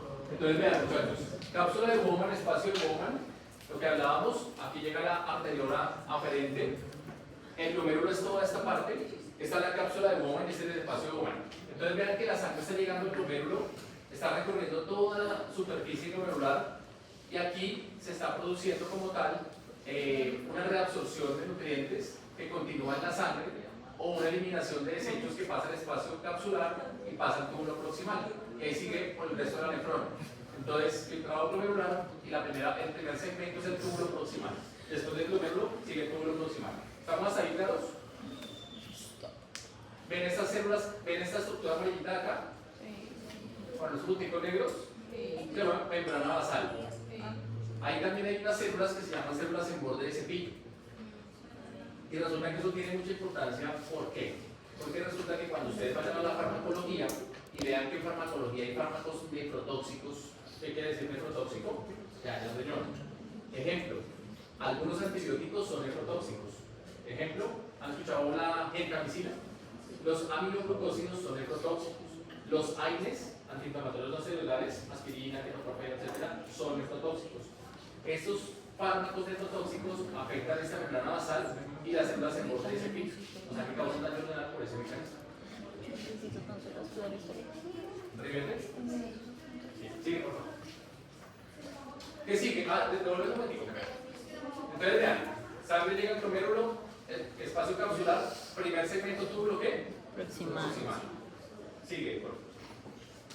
Ahora, estructuras renales. Aquí están las funciones de cada parte del riñón. El glomérulo, ¿qué hace? Filtra, recupera y excreta. Evidentemente que el glomérulo al filtrar la sangre pues recupera o reabsorbe y excreta o elimina desechos. Primer componente de la nefrona después del glomérulo, el túbulo proximal. Allí se lleva a cabo la reabsorción de agua, electrolitos, bicarbonato, glucosa y aminoácidos. O sea que en la primera parte de la nefrona llamada túbulo proximal se reabsorbe agua, sodio, potasio, cloro, bicarbonato, glucosa y aminoácidos. ¿Listo? Eso es lo que hace el túbulo proximal. ¿Qué sigue después del túbulo proximal, muchachos? El segmento conector. ¿Y qué ocurre en el segmento conector? Regulación de la excreción de ácidos, bicarbonato, calcio, sodio y agua. Vean que aquí se reabsorbe agua y se reabsorben estos elementos, pero en el segmento conector como que se pule eso, ¿sí? O sea que venga que usted se tuvo que reabsorber allá atrás y no lo hizo, acá sí. O sea como que se regula nuevamente ese proceso de excreción de ácido y bicarbonato. O sea que si yo les dijera a ustedes, por ejemplo, de la nefrona, ¿cuál es la principal estructura responsable del equilibrio ácido-base? El segmento conector es fundamental, porque miren que ahí es donde se regula la excreción de ácido, bicarbonato e hidrogeniones. Quiere decir que en el segmento conector se permite que se libere hidrogeniones ante un estado de acidosis, o se libere bicarbonato ante un estado de alcalosis. ¿Listo? Bueno. La siguiente, por favor. ¿Qué sigue? Sigue el túbulo contorneado distal. El túbulo contorneado distal es como un helicoidal, pues. Allí se reabsorbe sodio, cloro y cationes divalentes y se diluye el fluido tubular. ¿Listo? Hay dilución del fluido tubular. Entonces allí reabsorción de algunos electrolitos, cationes divalentes y dilución del fluido tubular. Sigue el aparato yuxtaglomerular. Este es bien importante. Aparato yuxtaglomerular. ¿Qué ocurre allá? Vean. Regulación de la velocidad de filtración y de la presión sanguínea sistémica. O sea que el aparato yuxtaglomerular es fundamental ¿para qué? Para el inicio del sistema de renina. Para el concepto sistema de renina, angiotensina, aldosterona. En el aparato yuxtaglomerular se libera renina. Específicamente ¿dónde? En las células glandulares. Células glandulares. O sea que las células glandulares son encargadas de sintetizar renina. ¿Y dónde se encuentran estas células? En el aparato yuxtaglomerular. Ahora les cuento esto cómo funciona. Dijimos que la presión era ¿cuánto? ¿Normal de la sangre? La presión normal de la sangre 80-120. Hablemos de la PAM. ¿Qué es la PAM? La presión arterial media. ¿PAM cuánto es? Pongámosle 100. Digamos que la PAM es de 90-100, el promedio, la PAM, presión arterial media. Cuando la presión arterial media baja de 75 milímetros de mercurio, se empieza a liberar ¿qué? En otras palabras, muchachos, escúchenlo como lo voy a decir. Las células granulares localizadas en el aparato yuxtaglomerular son las estructuras más sensibles para detectar cambios de presión sanguínea. Son las más sensibles, son las más vulnerables a la hipotensión. ¿Sí? ¿Me hago entender? El riñón está acostumbrado, así como el corazón, a que la sangre le llegue constantemente en cuanto a un volumen y presión. El volumen de sangre que le está llegando al riñón es constante. Lo mismo que la sangre que le está llegando al corazón. La presión con la que la sangre está llegando al corazón es constante, al igual que la presión con la que la sangre llega al riñón. Pero ya dijimos que puede variar por muchos factores, ¿cierto? Bueno, ambientales, climáticos, sobrehidratación, deshidratación, etc. Hipovolemia, hipervolemia. Pero en términos generales, el riñón está acostumbrado a que la sangre le llegue con una presión constante. Una presión constante. Esa presión 90-95 en promedio. Cuando esa presión baja de 75, el aparato yuxtaglomerular dice, venga, me siento amenazado. Algo está pasando. No me está llegando sangre con la presión que yo estoy acostumbrado. Células granulares, ¿qué hacen ellas? Liberan la renina. Y ya vamos a ver qué hace la renina. ¿Cuál va a ser el resultado final de la activación del sistema de renina, angiotensina, aldosterona? ¿Cuál es el objetivo del sistema de renina, angiotensina, aldosterona? Acá estamos en el aparato yuxtaglomerular. Las tres compañeras son las células granulares. Y yo les dije, la presión está bajita. Miras, y ellas empiezan a liberar renina. ¿Cuál es el objetivo de ellas y mío como aparato yuxtaglomerular y ellas como células granulares para liberar renina? Aumentar la presión. Pero finalmente, ¿cómo lo hacen? ¿Generando qué? Vasoconstricción. Entonces el objetivo del sistema renina-angiotensina-aldosterona es promover vasoconstricción sistémica, y al haber vasoconstricción sistémica aumenta la presión sanguínea. Pero ¿se acuerdan que dijimos que hay un principal regulador de la presión sanguínea? ¿Quién es? El simpático, el autónomo. El primero que genera vasoconstricción es el autónomo, el simpático. Cuando se activa el simpático hay vasoconstricción y aumenta la presión. El sistema renina-angiotensina-aldosterona es el respaldo, es complementario. ¿Dónde se está activando el simpático? Si a mí se me baja la presión, me puse hipotenso, se me bajó la presión, la PAM, me bajó a 70, 75, 80. ¿Se han visto? Tuve un bajonazo de presión, como que me voy. ¿Dónde se activa? ¿Qué se activa? Unos mecanismos para subir. A mayor diámetro del vaso, menor presión. Y a menor diámetro, mayor constricción, mayor presión. Se supone que si se me baja la tensión o se me baja la presión, ¿por qué se me puede bajar? Se me puede bajar porque estoy perdiendo líquidos, estoy perdiendo volemia, o sea por hipovolemia, por deshidratación, por hemorragia, estoy perdiendo sangre, se me baja la presión. ¿Sí está claro? Pero también se me puede bajar por una activación vagal. Vagal. ¿Y qué dijimos que era el vago? El principal neurotransmisor del parasimpático. Yo aquí he nombrado el vago muchas veces. Lo nombré como principal neurotransmisor del parasimpático y que actúa sobre los receptores nicotínicos y muscarínicos. ¿Se acuerdan? ¿Qué dijimos que es el simpático en el corazón? La aceleración. ¿Y en los vasos? ¿Y el parasimpático? Relajación. Disminuye y vasodilata. Hay algo llamado efecto vagal o síncope vagal. Es que yo tengo una descarga vagal exagerada, por lo tanto se me baja la presión arterial y se me baja la frecuencia cardíaca. ¿Sí? Entonces, por un estímulo vagal exagerado, por una pérdida de sangre, deshidratación, hipovolemia, hipotensión, bueno, cualquiera, se me puede bajar la tensión. Al bajarse la tensión, se activan unos mecanismos en mi cuerpo de respuesta frente a eso. El primero se llama sistema nervioso simpático, autónomo simpático. ¿Qué quiere decir? Venga, active ese simpático, libera adrenalina, libera noradrenalina, vasoconstricción para que aumente la presión. ¿Sí está claro? ¿Cómo se activa el simpático? ¿Cómo se activa el simpático? Ante un estado de hipotensión. Estamos diciendo cómo se activa este sistema ante un estado de hipotensión. Pero antes de él se tuvo que haber activado el simpático. ¿Cómo se activa el simpático? Por unos receptores en la carótida que se llaman varoreceptores carotídeos. ¿Qué quiere decir varoreceptor? Receptor de presión. La palabra varo es presión. Un barómetro mide presión. Un varoreceptor mide presión. Cuando la sangre sale del ventrículo izquierdo, ¿se acuerdan? Ventrículo izquierdo, y se acuerdan que la aorta, válvula aórtica, se abre la aorta y sale la sangre va a impactar allá en la carótida. Esa presión con la que la sangre está impactando la pared de la carótida es una presión que la carótida está acostumbrada a que sea constante. Y si la presión se bajó, esos receptores carotídeos detectan que la presión está muy bajita. Cuando los varoreceptores carotídeos detectan disminución de la presión de salida del corazón, inmediatamente le dicen al cuerpo algo pasa y mandan una señal mediada por neurotransmisores para que se libere adrenalina y noradrenalina. O sea que ante un estado de hipotensión o de hipovolemia, el primer sistema que se activa es el sistema renina-angiotensina, sistema nervioso autónomo simpático, y se activa por la acción de receptores carotídeos que detectan el estado de hipotensión, generan una señal mediada por neurotransmisores para que se libere adrenalina y noradrenalina. Una vez se liberan adrenalina y noradrenalina, aumenta el ritmo cardíaco, hay vasoconstricción y aumenta la presión arterial. Pero esto es por este lado. Por el lado renal está llegando también bajita la presión, que ya se están activando, son las células glandulares del aparato juxtaglomeralar, y se está produciendo evidentemente el sistema renina-angiotensina-aldosterona para generar finalmente también vasoconstricción. Resultado final, regular la presión arterial. ¿Estamos? Ahorita vemos en detalle cómo es el sistema renina-angiotensina-aldosterona.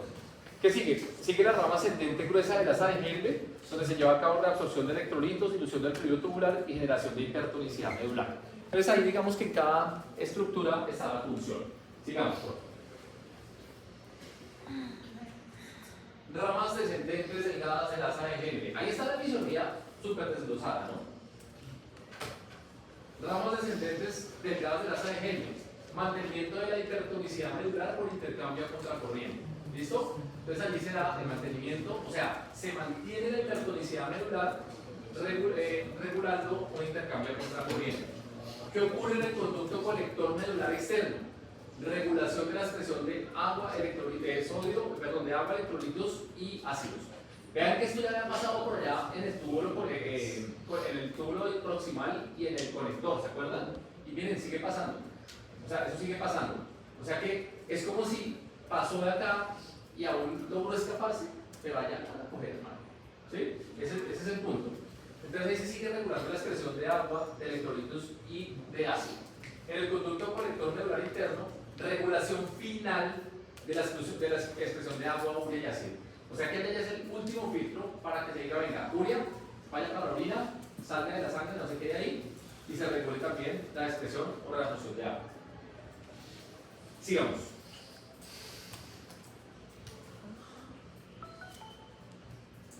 Bueno, este es los capilares del glomérulo. Quiero que vean estas estructuras. El glomérulo tiene, esta diapositiva que era antes, no sé por qué me quedó ahí, pero bueno, no importa. Endotelio capilar.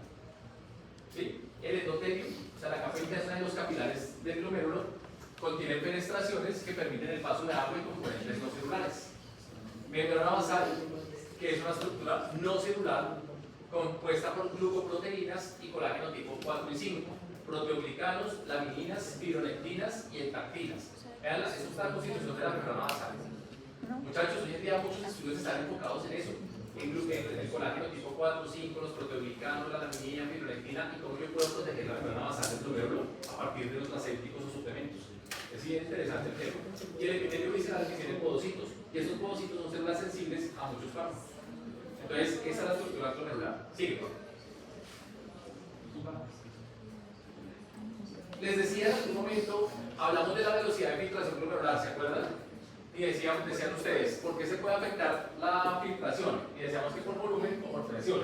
Aquí hay unas consideraciones más puntuales. La velocidad de filtración glomerular depende de la presión media neta de filtración, de la permeabilidad de la barrera y el área de filtración disponible. O sea que la tasa de filtración glomerular no solamente depende de la volemia y de la presión, sino que también depende de la permeabilidad y el área de filtración disponible. ¿Qué tan permeable es la barrera de filtración? ¿Y a qué es permeable y a qué no? Y también del área de filtración disponible. El glomérulo tiene un área de filtración y puede que tenga un área que ha sufrido infartos, patologías y ya no es funcional, que es cuando el riñón se va deteriorando con el tiempo y entra en un cuadro de cronicidad. ¿Listo? Sigue. Otros factores a tener en cuenta en filtración: la presión hidrostática del capilar, la presión oncótica plasmática dentro del capilar y la presión hidrostática en el espacio de Bowman. Ustedes saben que la sangre pase de la componente sanguíneo al espacio de Bowman depende del intercambio de presiones. Es lo mismo que hablábamos de la presión hidrostática y la oncótica. La hidrostática es la presión con la que fluye la sangre en el capilar y la oncótica es la presión plasmática de las proteínas que se ponen. Entonces, ahí juegan la hidrostática del capilar, o sea, de la sangre que fluye por los capilares, la oncótica dentro del capilar, o sea, ejercida por las proteínas, y la presión hidrostática del espacio. Todas esas presiones entran en juego para permitir la filtración glomerular. ¿Listo? Ya es un poco más detallado el tema. ¿Vas a preguntar algo? No. Sigue, por favor. Disculpa, devolvamos un momentico. Esto es lo que les mostraba, vean. 75 milímetros de mercurio, presión mínima para la filtración renal. Quiere decir que esa es presión arterial media. Si la presión arterial media está por encima de 75-80, como que se garantiza que el riñón esté satisfaciendo sus necesidades de oxígeno y de funcionalidad. Cuando la presión se baja de ahí, ahí es donde el riñón empieza a padecer. Por eso activa el sistema. ¿Listo? Para aumentar la presión y protegerse. Dime. Disculpa, Benita. ¿Por qué? Porque el riñón es muy sensible a la isquemia, a la hipoxia. Entonces se tiene que defender. Dime. Cuando hay hipertensión, hay daño renal. Puede haber daño renal. Exacto, sí, puede haber daño renal. Es de doble vía, Tita. La hipertensión puede dañar el riñón, como también un paciente renal puede terminar teniendo cuadros de hipertensión. Porque si casi siempre, digamos, los pacientes que son diabéticos e hipertensos terminan con Un falla renal. un falla renal. Claro. paciente renal es consecuencia de la actividad misma renal para protegerse. Él está defendiéndose de una injuria, está activando su sistema renina-angiotensina aldosterona de forma indiscriminada y eso está generando vasoconstricción y aumento de la presión arterial. Y eso mismo lo está haciendo para protegerse, pero en algún momento se le vuelve un problema porque lo está poniendo a filtrar más. Y al filtrar más, él se está deteriorando más. Pero es un mecanismo compensatorio que ejerce el cuerpo. Y entonces, una de las estrategias de nefroprotección es bajar la presión arterial en esos pacientes. Porque él lo está haciendo para protegerse, pero también está generando un daño mayor. Ahorita vas a entender mejor eso. Más adelantico. Sigamos. La permeabilidad del glomérulo o del riñón también es selectiva. ¿Se acuerdan que decíamos que es selectivo? La nefrona es selectiva. Mire que depende del tamaño. Pongo como ejemplo la albúmina que tiene un radio molecular mayor a 4 nanómetros. Ella no se filtra. Depende de la carga eléctrica, si son cationes, aniones o tienen carga neutra. Depende de la capacidad de deformación de las moléculas. Eso se define como diapédesis. Diapédesis. ¿Qué es diapédesis? La capacidad de deformidad de una molécula para atravesar una barrera. Como que se elonga para pasar una barrera. ¿Se han visto eso? La diapédesis, ¿qué es? La capacidad de una molécula de deformarse para atravesar una barrera. Un ejemplo de diapédesis es cuando hay unas barandas y un niño se quiere meter por ahí por la mitad. ¿Sí? Obviamente el abdomen pasa al otro lado. La diapédesis es la capacidad de formación de una molécula para atravesar una barrera. ¿Sí quedó entendido qué es diapédesis? Por ejemplo, cuando los glóbulos rojos se salen de los capilares, se extravasan por diapédesis. Ellos son así. Digamos que el glóbulo rojo es así, pero él coge y se elonga como para poder pasar. Los glóbulos rojos se escapan de los capilares por diapédesis, una propiedad que tiene de cambiar su forma para atravesar la barrera. Entonces, la permeabilidad selectiva dependería del tamaño de la molécula, de la carga eléctrica y de la capacidad de diapédesis que tenga la molécula. Sigamos.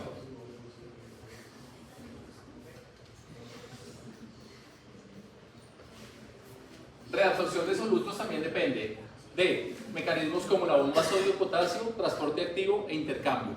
Quiere decir que la reabsorción de solutos o el intercambio depende de esos factores también. Bomba sodio-potasio. Quiero que vean bien la bomba sodio-potasio, términos fisiológicos que la expliquen. Esta bomba sodio-potasio tiene relevancia sobre todo para los compañeros que les corresponde cardiovascular, para los compañeros que les corresponde digestivo, renal y neurológico. Entonces, seguramente que en esos casos les voy a decir, explíquenos bien la bomba sodio-potasio y su connotación neuronal, o su connotación digestiva, o su connotación en cardiología. ¿Listo? La reabsorción de solutos se puede dar por bomba sodio-potasio, por transporte activo. ¿Cuáles se hacen por bomba sodio-potasio? Pues el sodio de potasio. Por transporte activo se intercambia glucosa, aminoácidos, fosfatos, sulfatos y aniones. Y por intercambio, bicarbonato con participación del sodio. Sigue, por favor. Acá está el sistema renina-angiotensina aldosterona que hablábamos ahorita, bien bonito. Entonces, vean, sistema renina-angiotensina aldosterona, ¿cuándo se activa? ¿En estados de qué? Hipoperfusión renal, isquemia. Bajo la presión de 70 a 75, en ese momento se libera renina a nivel de la arteria aferente de las células granulares del aparato jugular. Arteria aferente de las células granulares del aparato jugular. Se cataliza la transformación del angiotensinógeno en el hígado por la angiotensina 1 y angiotensina 2. ¿Qué ocurre? Las células granulares producen renina cuando hay hipotensión o hipoxia. Esa renina se tiene que convertir en ¿qué? Angiotensina 1. Veanla. Angiotensina 1. La renina se convierte en angiotensina 1 por acción de ¿dónde está? Angiotensinógeno, que es sintetizado ¿por quién? Por el hígado. O sea que ¿cuál es el rol del riñón? Liberar renina. El del hígado, angiotensinógeno. Y ese angiotensinógeno me está convirtiendo la renina en angiotensina 1. Pero la 1 es convertida. Es vasoconstrictora, pero no es que, no es potente. Ella es una débil vasoconstrictora. Ella necesita convertirse en alguien más potente, ¿la? 2. Y esa conversión de la 1 a la 2 la hace está encima. La famosa, ¿que quién la sintetiza? Convertidora de... ¿Quién sintetiza la ECA? Clase antepasada, los neumocitos tipo 2.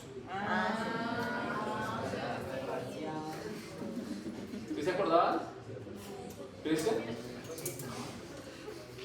O sea que, vean que todo se hila, ¿no?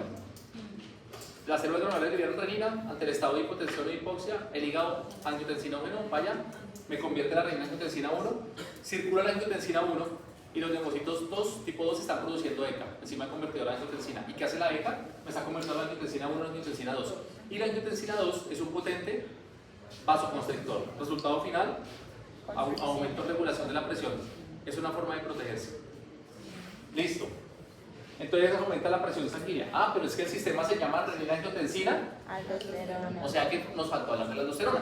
La aldosterona es sintetizada por las glándulas adrenales. ¿Qué hace la aldosterona? Cuando se libera aldosterona, ella retiene agua y sodio. ¿Listo? La aldosterona retiene agua y sodio. Si yo libero aldosterona, retengo agua y sodio. Si no libero aldosterona, pierdo agua y sodio. O sea que, des en cuenta de algo importante. Al activarse el sistema renina-angiotensina aldosterona, se está generando vasoconstricción sistémica y está aumentando la presión arterial. Pero de otra parte se está liberando aldosterona para impedir que se siga eliminando agua y sodio. Claro, el cuerpo se está protegiendo. Estoy hipóxico, estoy hipotenso, ¿pierdo más agua y pierdo más sodio? No, tengo que evitar eso. La aldosterona me retiene agua y sodio. Por un lado hay vasoconstricción y por otro lado retengo agua y sodio para no ponerme más hipovolímico, más deshidratado. Ese es el rol de la aldosterona. Y entonces, enfermedades como el síndrome de Cushing, se produce mucho cortisol, adrenalina y hay hipertensión. El de Addison, que es lo contrario, hipoadrenocorticismo, glándulas adrenales que no producen lo que tienen que producir, incluida aldosterona. Entonces no producen nada, no sintetizan agua ni sodio, no retienen agua ni sodio, y el animal pierde agua y sodio, tiene una deshidratación isotónica. Ya hablaremos de la enfermedad después, pero la entienden a partir de acá. Yo les voy a preguntar enfermedades, aquí no se preocupen, solamente es para contextualizarlos. Aumenta la retención de agua y sodio. ¿Qué ha entendido que es el sistema renina-angiotensina aldosterona? Aplicación a la práctica, muchachos. Cuando una persona o un animal es hipertenso, seguro que alguno de ustedes tiene una padre, abuela o abuelo que toma losartán, captopril, enalapril, ¿qué son? Inhibidores de la... Se llaman inhibidores de la enzima convertidora de angiotensina. Por ejemplo, el captopril, el enalapril, inhibidores de la enzima convertidora de angiotensina. Si yo sufro de hipertensión y tomo captopril, el captopril me inhibe la ECA. O sea, me inhibe la acción de los neumocitos tipo 2 para producir enzima convertidora de angiotensina.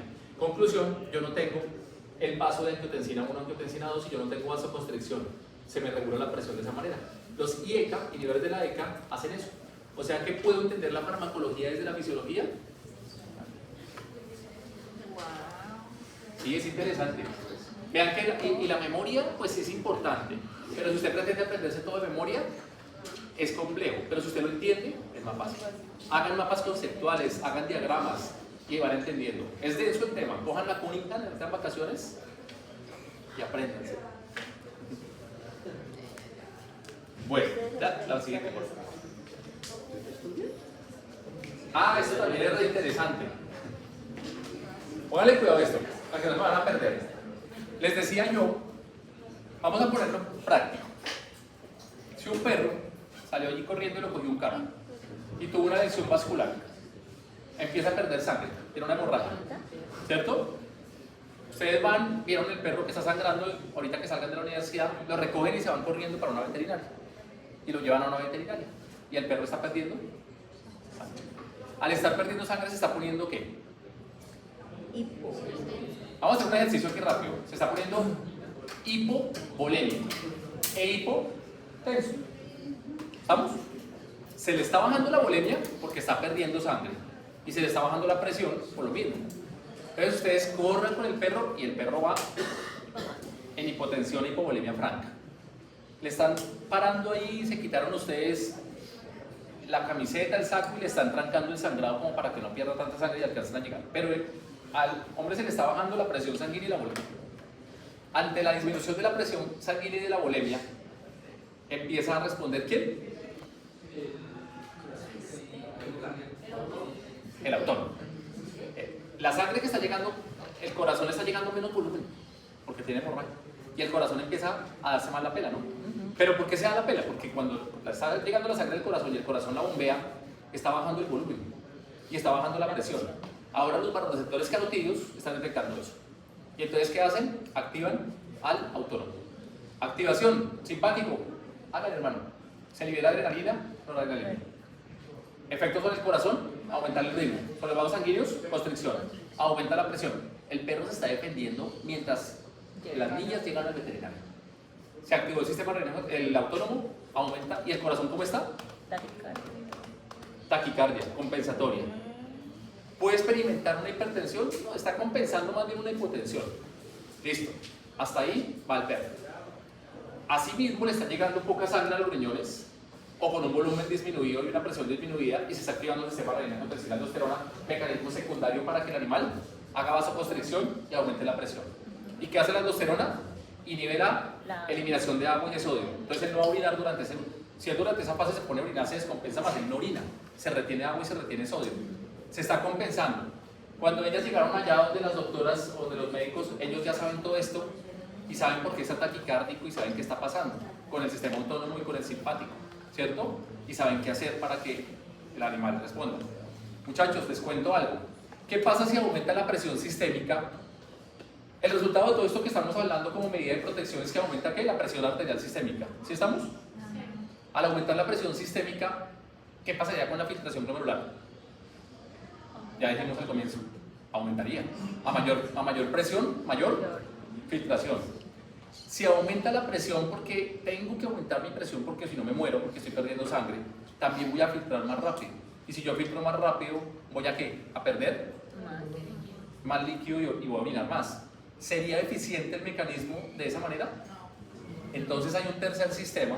El primero se llama el autónomo simpático, el segundo se llama el renina angiotensina aldosterona, y hay un tercer sistema que es un sistema de compensación sobre la vasculatura renal. Quiere decir que a nivel sistémico está activado el simpático y el renina angiotensina aldosterona para que haya vasoconstricción, pero a nivel de toda esa circulación renal que vimos en una diapositiva, está activado es este. ¿Y este qué hace? Vasodilatación de la circulación renal. O sea que mientras en todo el cuerpo hay vasoconstricción, en el riñón hay vasodilatación. ¿Con qué fin? Bajar la tasa de filtración glomerular.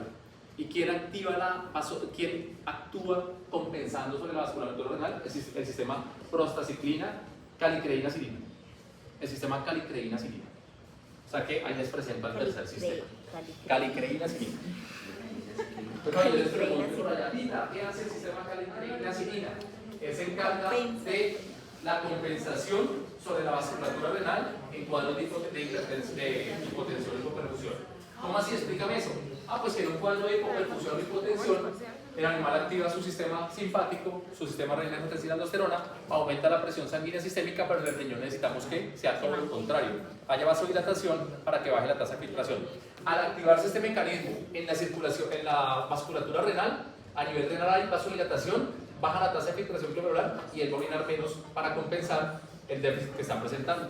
Este sistema calicreína-silina se caracteriza por la acción de la prostaciclina y la prostaglandina E2, que son sustancias vasodilatadoras de acción directa sobre la circulación renal.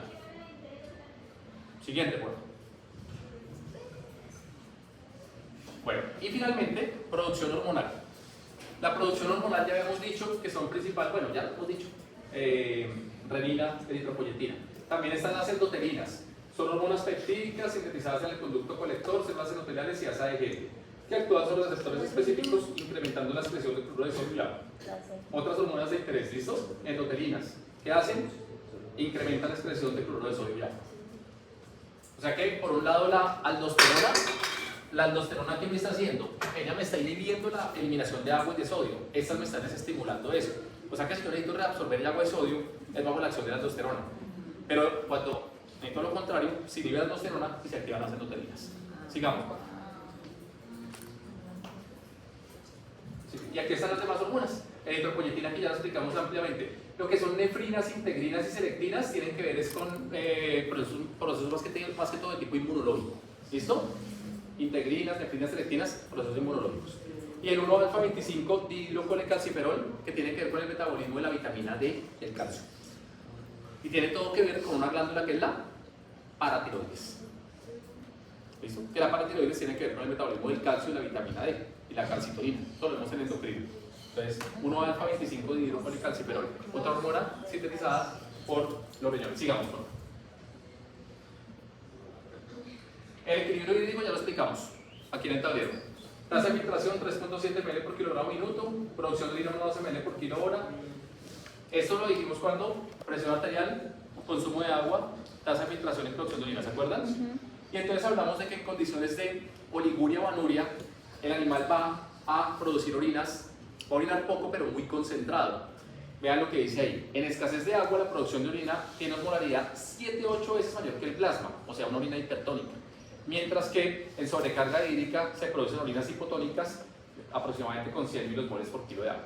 Quiere decir que la osmolaridad de la orina aumenta cuando orina muy poco con respecto a la del plasma, o disminuye en casos de que sea hipotónica porque está orinando demasiado. Cambios en la densidad de la orina. Sigue.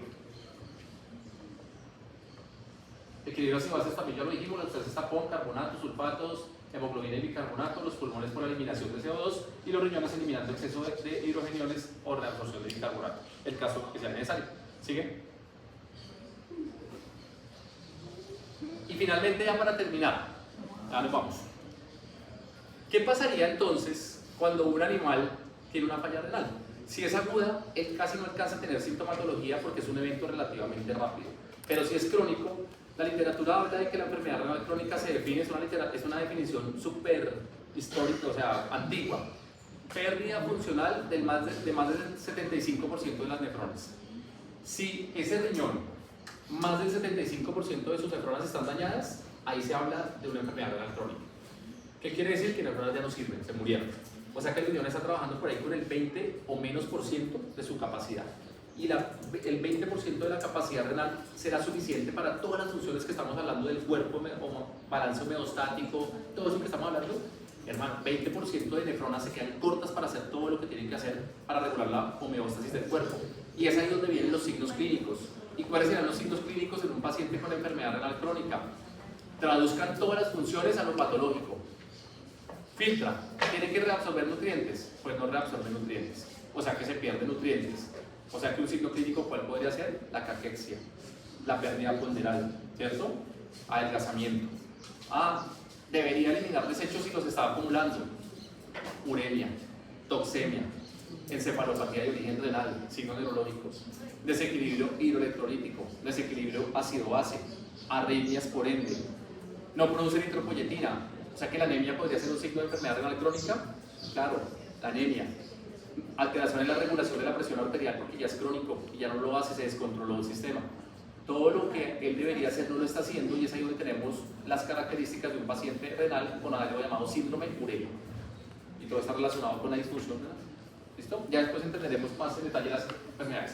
Y para terminar, muchachos, esta es la actividad nerviosa autónoma de las vías. Ya cuando llegó la orina a la uretra, a la vejiga, ¿qué pasa? La orina está llegando gota a gota y la vejiga se está empezando a relajar. ¿Para qué se relaja? Para albergar toda la orina que le está llegando. Llega un momento en el que ya no se puede relajar más y la misma orina empieza a generar presión sobre las paredes. Esta es, digamos, una vejiga y una vez está llena, la misma orina hace presión sobre la pared de la vejiga. En la pared de la vejiga, eso se llama urotelio vesical. O sea, el endotelio, urotelio. ¿Se acuerdan que la vejiga también tiene un músculo? ¿Cómo se llama el músculo de la vejiga? El detrusor. ¿Listo? El músculo detrusor. Entonces, evidentemente que, discúlpame María José, la vejiga tiene un músculo que es ese músculo es el que permite, se relaja para que la vejiga ¿qué? Se llene. Se relaja y se llene. Y en un momento el músculo se contrae para que se desocupe. ¿Quién hace eso? La orina está llegando gota a gota. ¿De dónde? De ambos riñones por los uréteres, ¿no? Todo el tiempo están llegando goticas y la vejiga está. Cuando ya llega a cierto punto, la misma orina presiona unos también vasoreceptores. Como los carotídeos que son receptores de presión sanguínea, que hay varios receptores en el endotelio. Pero ellos están influenciados por la presión ¿de quién? De la misma orina sobre la pared. La orina está presionando ahí contra la pared y está estimulando varios receptores. Cuando ya eso ocurre, se activa un mecanismo para el vaciamiento. Entonces, ¿quién se encarga de que la vejiga se relaje en la fase de llenado? El simpático. El simpático la relaja. Y eso lo hace un nervio específicamente que se llama el nervio hipogástrico. Él se deriva de las raíces nerviosas más o menos entre el E1 y el E4 llega al músculo detrusor y permite la relajación del músculo para el llenado vesical. En ese momento el parasimpático está ¿qué? Inhibido, no está actuando, solo se está llenando. Cuando ya la orina está presionando ahí, Se activa el parasimpático. se inhibe el simpático y se activa. El parasimpático. ¿Y el parasimpático qué hace? Contracción. Y eso lo hace el nervio pélvico. Pero ojo que el nervio pélvico hace algo. El nervio pélvico, muchachos, el hipogástrico está relajando, ¿no? Y cuando ya se contrae, el nervio pélvico viene acá, llega a las raíces nerviosas a nivel sacro. Este es un impulso aferente y es sensitivo. ¿Listo? El nervio pélvico está captando que ya hay mucha orina. Venga, hay que orinar. Les mando una señal aferente sensitiva hasta las raíces nerviosas que quedan acá en la región lumbosacra. Y ahí se conecta, crea una conexión interneuronal con el nervio pudendo. Y entonces, ¿qué hace el pélvico? Él fue y avisó, pero se devolvió por una vía eferente motora. ¿Para generar qué? La contracción. Pero de aquí sale la uretra. Y por acá hay un esfínter que se llama el esfínter uretral externo. Entonces el pudendo viene y ¿qué hace? Relaja el esfínter uretral. Muchachos, esto en términos generales se llama neurofisiología de la micción. En la fase neurofisiología de la micción, ¿qué ocurre en la fase de llenado? Se activa el nervio hipogástrico. ¿Y qué hace? Relaja. La vejiga se está llenando. Y el mecanismo parasimpático está inhibido. Acción simpática, relajación, mediada por el nervio hipogástrico. Cuando ya la orina presiona aquí contra el receptor, contra el urotelio, va una señal aferente sensitiva. Sensitiva es una sensación, en este caso, de presión, de saciedad, de que está pletórica. ¿Y por qué llega aquí al sacro? Porque tiene que informarle al nervio pudendo. Venga, ya, se llenó la vejiga. Se crea una conexión con el pudendo para que el pudendo venga y genere una acción periférica sobre el esfínter uretral y lo relaja. Y se devuelve el pélvico, pero por una vía eferente motora. ¿Para qué será motora? Contracción del detrusor. O sea que sinérgicamente se está activando la acción del pélvico para contraer y el esfínter para relajarse. Y en ese momento se libera la orina. Y también se está activando una vía, cuando llega esta comunicación acá, muchachos, a las raíces de acá, se activa una vía aferente que va por toda la médula hasta acá, para que usted sienta ganas y deseos de orinar. Y para que usted diga, no voy a aguantar. O sea, no. Esto, ¿qué es autónomo acá? ¿Qué es autónomo acá? Las ganas. ¿El hipogástrico se relaja y yo lo puedo controlar? No. El autónomo ¿cómo actúa? Ya lo vamos a ir, solito, ¿cierto? Yo no puedo controlar el simpático para que se relaje. ¿Puedo controlar el parasimpático para que se contraiga? No, él está haciéndole respuesta ¿a qué? A la sobrecarga de orina. ¿A quién estoy controlando yo? ¿Al nervio qué? O sea, ¿qué estoy haciendo yo? ¿Apretar qué? El esfínter. Eso es lo que yo puedo hacer. Pero está la fuerza del parasimpático que ya puede que me diga.